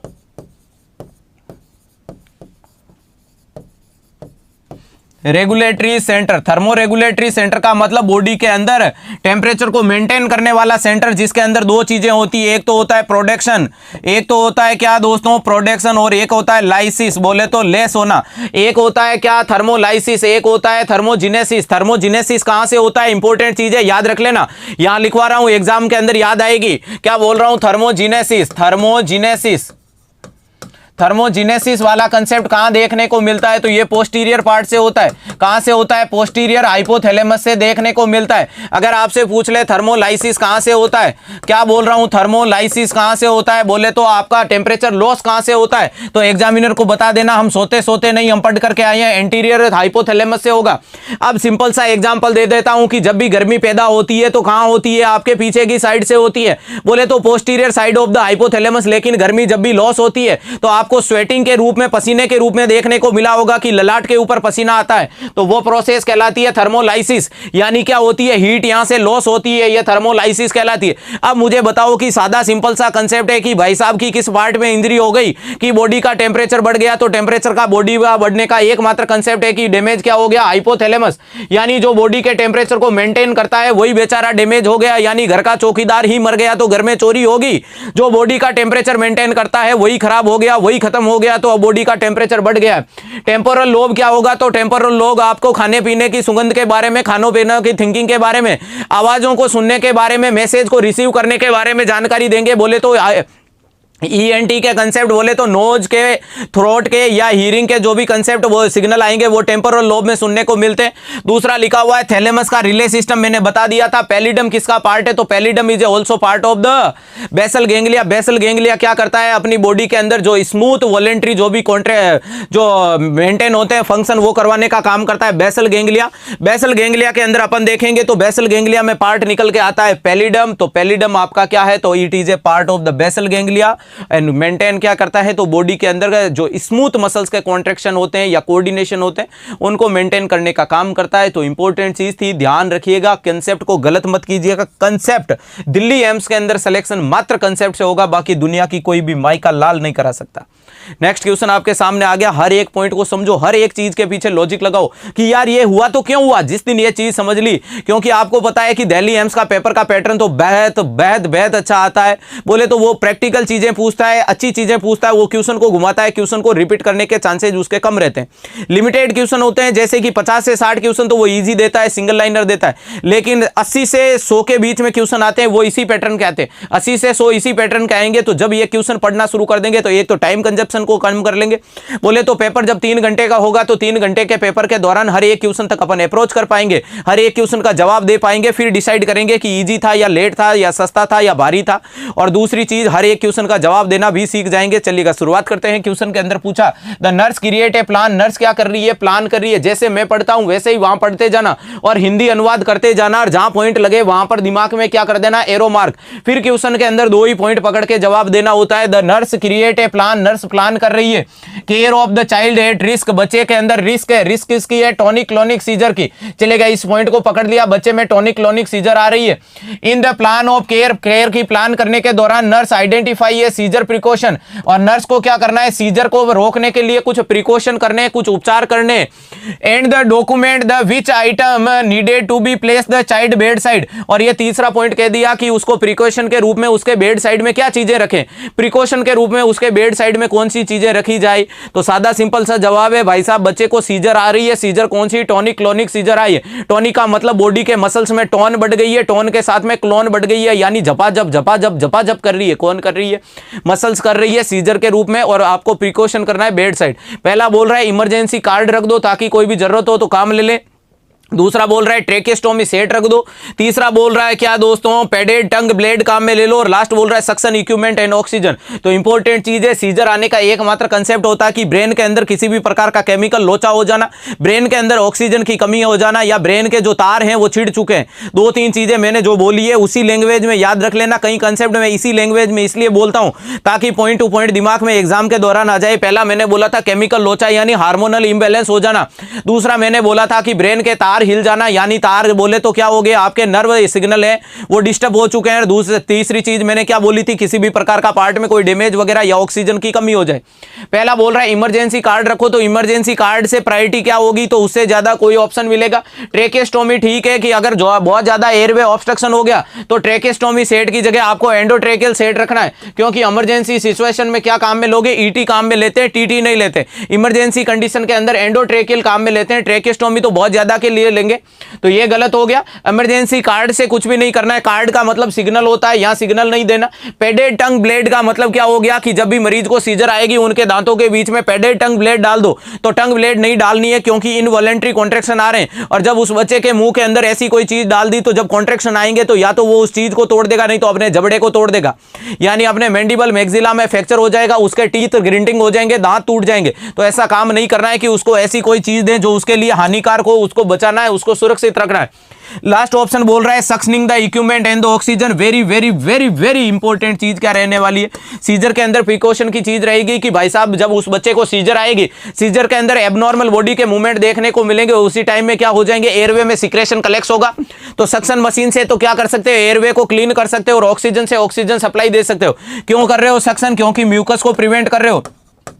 जो म्यूकस का कलेक्शन हो गया उसको क्या करना चाहते हो, उसको रिमूव कर रहे हो। उसको क्या कर रहे हो दोस्तों, उसको रिमूव करके उस म्यूकस को हटा करके मरीज को ऑक्सीजन दे करके स्टेबल करना है। बाकी आप सभी को पता है कि मरीज के अंदर, आपको सभी को पता है कि मरीज के अंदर जब भी सीजर आए, सीजर के दौरान मरीज को हमेशा क्या करना है, सेफ प्लेस के ऊपर ले जाना है। वापस से सुन ला, मरीज को क्या करना है, सेफ प्लेस पे ले जाकर जाना। यानी अगर कोई भी मरीज जो बेड के ऊपर लेटा लेटा सीजर खा रहा है तो आपको क्या कर देना है, साइड रेल्स ऊपर करने, क्या करने हैं, साइड रेल्स ऊपर कर देने, ताकि उस मरीज में इंजरी नहीं हो।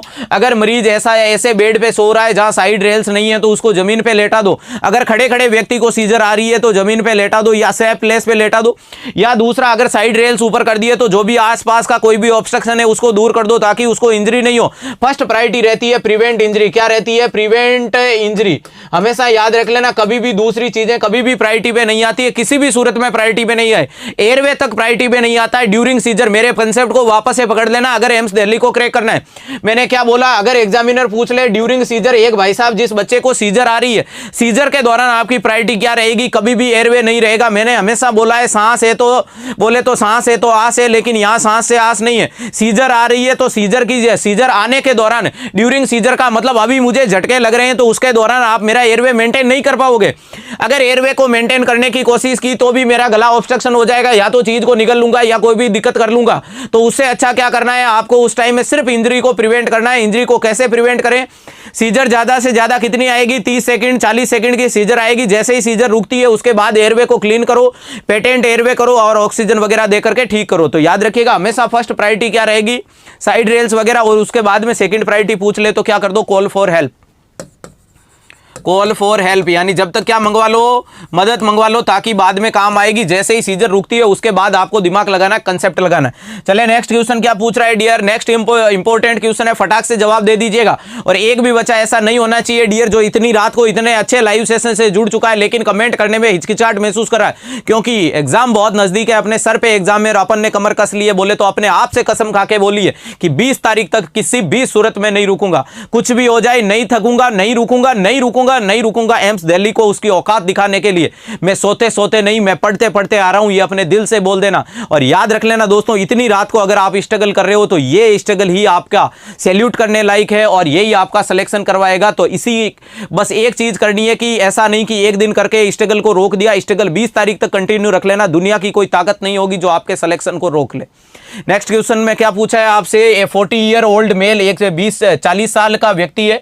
पेशेंट इज द कंप्लेनिंग, क्या कंप्लेन कर रहा है? Of the chronic progressive mental deterioration. उसके अंदर क्या देखने को मिला? Chronic progressive mental deterioration is the admitted to the unit, और वो आकर के हॉस्पिटल में भर्ती हो गया।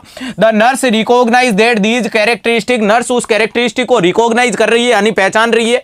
Indicate the disease that the result from D generation, और वो किस चीज का परिणाम है? डी जनरेशन का परिणाम है। ध्यान से डियर कंसेप्ट को पकड़ो, कंसेप्ट को पकड़ो फिर जवाब दो। दिल्ली एम्स के क्वेश्चन में कभी जल्दबाजी मत करना, क्योंकि वो कुछ ना कुछ घुमाएगा, वो कभी भी सीधा क्वेश्चन नहीं देगा। मैं फिर से बोल देता हूं, कटु सत्य है, दिल्ली एम्स के पेपर कभी भी सीधा नहीं देगा। वो छोटी सी चीज को भी घुमाएगा तो उस पॉइंट को ढूंढो। बोल रहा है कि degeneration of the basal ganglia, basal ganglia का डिस्ट्रक्शन हो गया और सेरिब्रल कॉर्टेक्स में भी डी जनरेशन हो गया। डी जनरेशन का मतलब जो जिस प्रकार की जिस स्थिति में था, लेकिन उसकी सेल, उसकी संरचनाएं अब मरना शुरू हो गई, उसमें क्या हो गया? खत्म होने की संरचनाएं। क्वेश्चन में पूछा था, क्या पूछा था? क्रोनिक यानी लंबे समय से, प्रोग्रेसिव का मतलब बढ़ रहा है, मेंटल का मतलब मानसिक रूप से, डिटोरिएशन का मतलब क्या हो गया? डिस्ट्रक्शन। और लास्ट में आपसे बोल दिया डी जनरेशन हो रहा है यानी चीजें खत्म हो रही है। और खत्म कहां की हो रही है? बेसल गैंग्लिया की खत्म हो रही है, सेरिब्रल कॉर्टेक्स की हो रही है। बेसल गैंग्लिया और सेरिब्रल कॉर्टेक्स की हो रही है। तो आप लोगों ने मल्टीपल स्क्लेरोसिस क्यों जवाब दिया? सादा क्वेश्चन अगर समझ में नहीं आया तो एलिमिनेशन टेक्निक बेस्ट होगी। मल्टीपल स्क्लेरोसिस का मतलब क्या हो गया? ओलिगोडेंड्रोसाइट सेल का डिस्ट्रक्शन, बात खत्म। ओलिगोडेंड्रोसाइट सेल का डिस्ट्रक्शन, बाकी उसके अलावा कुछ भी याद नहीं रखना। जो सेंट्रल नर्वस सिस्टम के माइलिन शीथ बनाने का काम करती थी, अगर वो खत्म हो गई तो बीमारी क्या है? Multiple sclerosis. ऐसा नहीं बोला तो ये तो नहीं होगा। दूसरा बोल रहा है माइस्थेनिया ग्रेविस, तो माइस्थेनिया ग्रेविस नाम की बीमारी होती है एसिटाइल कोलिन की कमी से, लेकिन उसके अंदर सेरिब्रल कॉर्टेक्स का कोई भी इन्वॉल्वमेंट कभी भी नहीं होता है। एसिटाइल कोलिन के रिसेप्टर में दिक्कत आ जाती है, एसिटाइल कोलिन के रिसेप्टर में दिक्कत आ जाती है, उसके कारण देखने को मिलता है। बाकी यहां उसका कोई भी कंसेप्ट नहीं है, तो ये चीज भी गलत है। लास्ट बोल रहे हैं गुलेनबर्ग सिंड्रोम, तो गुलेनबर्ग सिंड्रोम के अंदर मैंने क्या बोला था? अरे भैया ऐसी बुक को नहीं पढ़े जो आपके सिलेक्शन को रोक दे, वही बुक पढ़ो जिसके ऊपर आप दुनिया को चैलेंज कर सको। किताब वही पढ़ना जिसके माध्यम से दुनिया को चैलेंज कर सको। बोले तो एग्जामिनर की आंख में आंख डाल करके बोल सको कि मैं सोते सोते नहीं, मैं पढ़ते पढ़ते आया। गुलेनबर्ग सिंड्रोम का मतलब क्या हो गया? स्वान सेल के अंदर डिस्ट्रक्शन होना। क्या बोल रहा हूं? स्वान सेल के अंदर डिस्ट्रक्शन होगा, बीमारी कहलाएगी जीबी सिंड्रोम। अगर ओलिगोडेंड्रोसाइट सेल के अंदर डिस्ट्रक्शन हो गया, जो सेंट्रल नर्वस सिस्टम में पाई जाती है, ये पाई जाती है पेरिफेरल नर्वस सिस्टम में। सेंट्रल नर्वस सिस्टम की माइलिन शीथ बनाने वाली सेल का डिस्ट्रक्शन हो जाता तो बीमारी कहते हैं मल्टीपल स्क्लेरोसिस। नहीं हुआ। अगर एसिटाइल की कोलिन की डेफिशिएंसी के बारे में बोल देता या रिसेप्टर के डैमेज में बोल देता तो जवाब दे देता माइस्थेनिया ग्रेविस, तो भी ऐसा कुछ नहीं बोला। लास्ट क्वेश्चन बोल रहा है गुलेनबर्ग सिंड्रोम यानी स्वान सेल का डिस्ट्रक्शन हो जाना, या फिर क्या बोल दिया मरीज के अंदर आपका पेरिफेरल नर्वस सिस्टम की माइलिन शीथ का डिस्ट्रक्शन, तो ऐसा भी नहीं बोला, तो ये भी नहीं होगा। बेसल गैंग्लिया और सेरिब्रल कॉर्टेक्स के अंदर लंबे समय से डी जनरेशन होता है, कंडीशन कहलाती है हंटिंगटन डिजीज। कंडीशन बीमारी का नाम क्या होता है? हंटिंगटन डिजीज बोला जाता है, इसी को बोला जाता है हंटिंगटन कोरिया। इसी को ही क्या बोलोगे, हंटिंगटन कोरिया, यानी कोरिया वाले सिम्टम आते हैं। बॉडी में एबनॉर्मल कॉन्ट्रैक्शन के साथ बॉडी के मूवमेंट में चेंजेज होता है। बॉडी में एबनॉर्मल कॉन्ट्रैक्शन के साथ बॉडी के पार्ट के अंदर मूवमेंट में चेंजेज आता है। इसी को बोला जाता है हंटिंगटन डिजीज या हंटिंगटन कोरिया। याद रखिएगा, बहुत ज्यादा इंपॉर्टेंट चीज है। इसी को क्या बोलोगे, ऑटो इम्यून डिजीज। ये क्या होता है, अपनी बॉडी की इम्यूनिटी कम होने पे वो अपनी ही बॉडी अपने ही खिलाफ एंटीबॉडी बनाना शुरू कर दे। इसी को क्या बोलोगे, ऑटो इम्यून डिजीज बोलोगे। ऑटो इम्यून डिजीज के अंदर काउंट करोगे, ऑटो इम्यून डिजीज बोलोगे। वेरी वेरी वेरी इंपॉर्टेंट चीज है हंटिंगटन डिजीज। याद रख लेना, मल्टीपल स्क्लेरोसिस, हंटिंगटन डिजीज और गुलेनबर्ग सिंड्रोम, ये तीनों ऑटो इम्यून डिजीज है। ये तीनों डिजीज क्या है, ऑटो इम्यून डिजीज है, माइस्थेनिया ग्रेविस को छोड़ करके। और myasthenia gravis is also include in the autoimmune disease. तो चारों की चारों क्या है, ऑटो इम्यून डिजीज है डियर।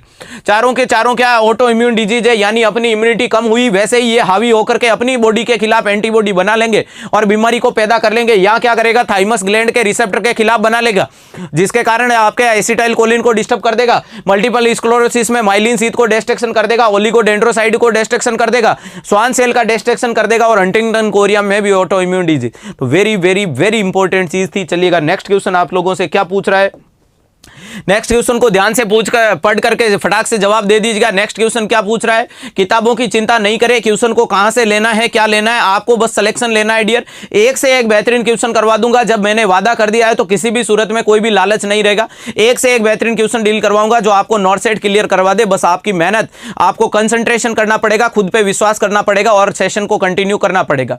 चलेगा, क्वेश्चन आपसे क्या पूछ रहा है, which part of the brain is a concern with the hearing, short term memory and sense of smell. सादा सिंपल सा क्वेश्चन क्या पूछा है डियर, विच पार्ट यानी ब्रेन का कौन सा ऐसा पार्ट होगा जो आपको हियरिंग के बारे में बोले तो सुनाई के बारे में बोलेगा, या शॉर्ट टर्म मेमोरी के बारे में बोलेगा यानी कुछ मेमोरी के बारे में, या सेंस ऑफ स्मेल यानी किसी भी चीज को सूंघने के लिए जिम्मेदार। यानी अभी रात को अपने रूम के अंदर पढ़ते हो लेकिन उसके साथ में पड़ोसी के रूम से सुगंध आ रही है हलवे की, ये खुशबू को सूंघने के बारे में जानकारी कौन देगा, पड़ोसी के घर के अंदर जो हलवे के लिए जो चम्मच चल रहा है उसकी आवाज आ रही है यानी कानों के अंदर हलवे का वो चल रहा है, तो ये हियरिंग के लिए। और शॉर्ट टर्म मेमोरी के लिए यानी कुछ समय में वो आती है, वैसे ही मैं बोल देता हूं पढ़ो पढ़ो पढ़ो तो वो चीज वापस से चली जाती है। जवाब दो, कौन रेस्पॉन्सिबल है, temporal lobe, parietal lobe, cerebellum या हाइपोथैलेमस। तो हाइपोथैलेमस का तो मैंने बता दिया था, थर्मोरेगुलेटरी सेंटर के लिए रेस्पॉन्सिबल होगा, थर्मोरेगुलेटरी सेंटर के लिए रेस्पॉन्सिबल होगा, तो ये चीज तो गलत होगी। सेरिबेलम का मतलब क्या होगा, बॉडी के कोऑर्डिनेशन के लिए। Thank you so much Anil ji, thank you so much. चलेगा, सेरिबेलम का मतलब क्या हो गया कि बॉडी के कोऑर्डिनेशन वगैरह के लिए रेस्पॉन्सिबल होना, तो यहां पर भी यह भी चीज गलत होगी। पैराइटल लोब किसके लिए रेस्पॉन्सिबल होता है, तो आपके किसी भी पेन के लिए, प्रेशर के लिए, कोई भी जो ऐसी चीज आती है, क्या क्या बोल रहा हूं मैं, पेन प्रेशर के लिए रेस्पॉन्सिबल होगा। जी हां, पेन के लिए, टच के लिए या प्रेशर के लिए रेस्पॉन्सिबल होगा आपका पैराइटल लोब, तो यह भी बात गलत होगी, यह सेरिब्रम के पार्ट है। राइट आंसर जाएगा टेम्पोरल लोब। टेम्पोरल लोब के अंदर चीजों को याद रखने में बिल्कुल ही घबराना नहीं है, आपको सिर्फ क्या याद रखना है, एकमात्र पॉइंट को याद रखना है डियर, सोना नहीं है, रुकना नहीं है, थकना नहीं है, किसी भी सूरत में नहीं थकना। अगली 20 तारीख तक दुनिया को बता देना है कि हम सोते सोते नहीं, हम पढ़ते पढ़ते आए थे। टेम्पोरल लोब के अंदर आपको याद रखना है ईएनटी वाले कंसेप्ट, यानी ईयर के जो भी सिग्नल आएंगे वो, नोज से जो भी सिग्नल आएंगे वो, और क्या हो जाएगा दोस्तों, टी का मतलब थ्रोट के जो भी सिग्नल आएंगे तो याद रख लें ईएनटी, कानों से आवाज आ रही है, नाक से खुशबू आ रही है या कोई भी ऐसा सिग्नल आ रहा है, ये सारी चीजें जाएगी टेम्पोरल लोब के अंदर। राइट आंसर क्या जाएगा, ए। यही क्वेश्चन के अंदर पूछा था, याद रखिएगा, कंसेप्ट बनाएगा, सिलेक्शन करवाएगा। आज के सेशन का लास्ट क्वेश्चन आपके सामने आ गया डियर, फटाक से पढ़िएगा, झटाक से जवाब दे दीजिएगा, फिर करते हैं गुड नाइट, शुभ रात्रि का समय। लेकिन इस क्वेश्चन के अंदर इतना रेशनल दूंगा कि आप सोच सोच के परेशान हो जाओगे कि सर इतना रेशनल भी बनता है क्या, ऐसा भी जवाब होता है क्या। जी हां दोस्तों, तो कमेंट बॉक्स को जल्दी से राफेल बना दीजिएगा, जाते जाते टाइम लग जाना चाहिए दुनिया को। मैं सोते सोते नहीं, मैं पढ़ते पढ़ते आया हूं। क्वेश्चन पूछ रहा है द लंबार पंचर क्या कर दिया है, लंबार रीजन को पंचर कर दिया है, लंबार रीजन को पंचर कर दिया है, perform on the child. Very good, thank you so much Kishan ji, क्या बात है। इसी प्रकार से जवाब देते जाएगा, कंसेप्ट को बनाते जाएगा। लंबार पंचर को मतलब क्या हो गया, आपका लंबार रीजन को पंचर कर दिया। अरे भैया पंचर क्यों कर दिया, टायर को पंचर नहीं करते, लंबार को कर दिया, किसी कारण से किया होगा, सुनते हैं। Perform on the child suspected to have a bacterial meningitis, बीमारी क्या हो रखी है, बैक्टीरियल मेनिंजाइटिस हो रखा है। मैंने बताया था मेनिंजाइटिस, मेनिंजेस क्या होती है, तो ब्रेन की कवरिंग होती है, स्पाइनल कॉर्ड की कवरिंग मेनिंजाइटिस, उसका इन्फ्लेमेशन हो गया, बीमारी कहलाई meningitis. And the cerebro spinal fluid and CSF के बारे में बोल रहा है, is obtain from the analysis, और आपने सीएसएफ को निकाल के जांच करने के लिए, देखने के लिए निकाल दिया। द नर्स रिव्यू, नर्स उसको देख रही है, गुर गुर कर देख रही है, result of the CSF analysis, उसके रिजल्ट यानी उसके परिणाम को देख रही है। And determine the what result verify the diagnosis, यानी सादा जीवन उच्च विचार, सिंपल कंसेप्ट, जल्दी से जवाब दे दो रे डियर। बीमारी है बैक्टीरियल मेनिंजाइटिस, बैक्टीरियल मेनिंजाइटिस को बोलते हैं एसेप्टिक मेनिंजाइटिस, बैक्टीरियल मेनिंजाइटिस को ही क्या बोला जाता है, एसेप्टिक मेनिंजाइटिस। जी हां दोस्तों, एसेप्टिक मेनिंजाइटिस बोलोगे या नहीं बोलोगे, बोलोगे साहब। जांच कौन सी करोगे, तो जांच एकमात्र होगी आपका CSF analysis is a confirmative diagnosis of the meningitis. Confirmative diagnosis क्या होगा, तो सीएसएफ एनालिसिस, वापस से सुन लेना, सीएसएफ एनालिसिस को क्या बोलोगे, कंफर्मेटिव डायग्नोसिस। अगर एग्जामिनर ये नहीं पूछे कि कंफर्मेटिव डायग्नोसिस, अब मत सो जाना, बहुत इंपॉर्टेंट कंसेप्ट निकाल के लाऊंगा, सोना मत, 5 मिनट का काम है। सीएसएफ एनालिसिस को कंफर्मेटिव डायग्नोसिस बोला, इसी को ही क्या बोलोगे, गोल्डन स्टैंडर्ड टेस्ट। अरे भैया इसी को ही क्या बोलोगे, गोल्डन स्टैंडर्ड टेस्ट बोला जाएगा, यानी इसी के द्वारा अपन पहचान लेंगे। लेकिन जब सीएसएफ को निकाल के जांच करने की शुरुआत कर दी तो उसके अंदर कौन सी चीज नजर आई, जिसके कारण, तो आपको देख लेना, जहां जहां इंफेक्शन आएगा उस चीज का कलर चेंज हो जाएगा। सीएसएफ नॉर्मली होता है क्लियर ट्रांसपेरेंट होता है, पारदर्शी होता है, चमकता हुआ नजर आता है, एकदम सादा सिंपल सा नीर पानी की तरह होता है, धीर गंभीर होता है।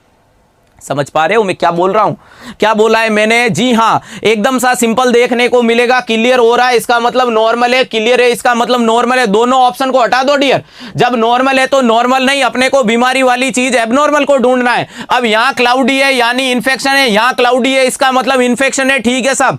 दूसरा बोल रहा है एलिवेटेड प्रोटीन, यानी प्रोटीन का लेवल बढ़ गया। क्यों बढ़ गया, जब उसके अंदर कोई भी बैक्टीरिया आया था, इंफेक्शन हुआ था, बैक्टीरिया की ग्रोथ हुई थी, और बैक्टीरिया की ग्रोथ के दौरान क्या चीज बढ़ गई थी, तो उसके अंदर बढ़ गया था, क्या हो गया, तो उसके अंदर बढ़ गया था आपका एलिवेटेड प्रोटीन। लेकिन जब कोई भी क्या हो गया, नालायक उसके अंदर जाकर के इंफेक्शन पैदा कर रहा था, तो उसको भी जिंदा रहने के लिए क्या चाहिए थी, एनर्जी चाहिए थी, तो जो उसके अंदर पड़े हुए ग्लूकोज को खाकर के अपनी एनर्जी बना ली, वो कंडीशन क्या कहलाएगी, डिक्रीज ग्लूकोज लेवल। यही आपका कंसेप्ट है, यही आपका सिलेक्शन है, यही आपकी जिंदगी है, यही आपकी जान है।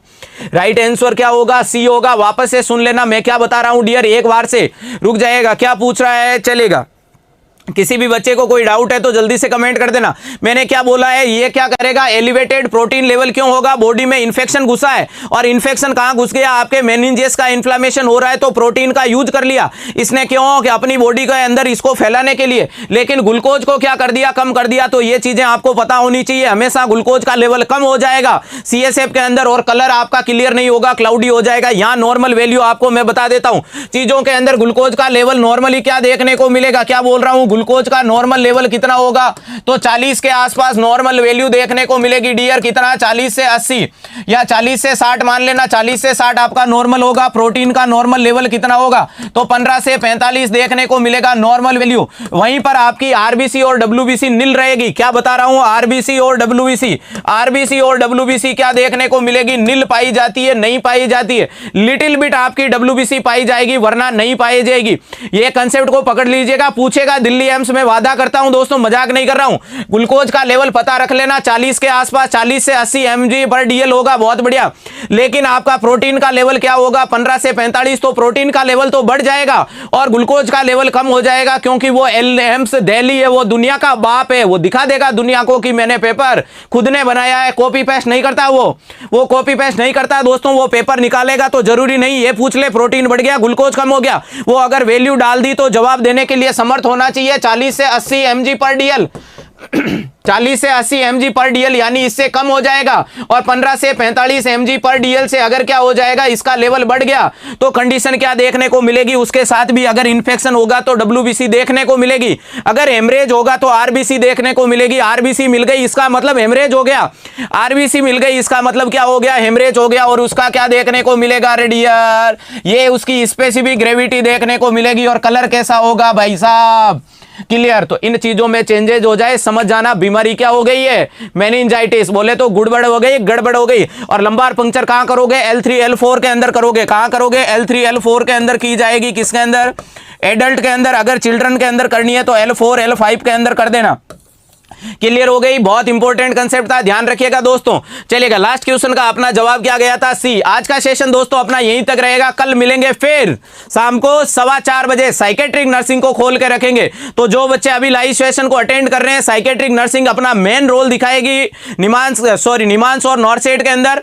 तो साइकेट्रिक के सेशन को ज्वाइन करने के लिए 4:15 बजे मिलना मत भूलिएगा। और ये रात वाला कंसेप्ट, बोले तो नॉर्सेट को औकात दिखाने वाला कंसेप्ट अपना कल भी शाम को 9 बजे ही रहेगा। मिलना मत भूलिएगा। मैक्सिमम बच्चों को कनेक्ट कर दीजिएगा। अपने ऊपर विश्वास कीजिएगा, अपने माता पिता के सपनों को याद कीजिएगा। और 20 तारीख तक किसी भी सूरत में थकना नहीं है, रुकना नहीं है, रुकना नहीं है, नहीं है, नहीं है।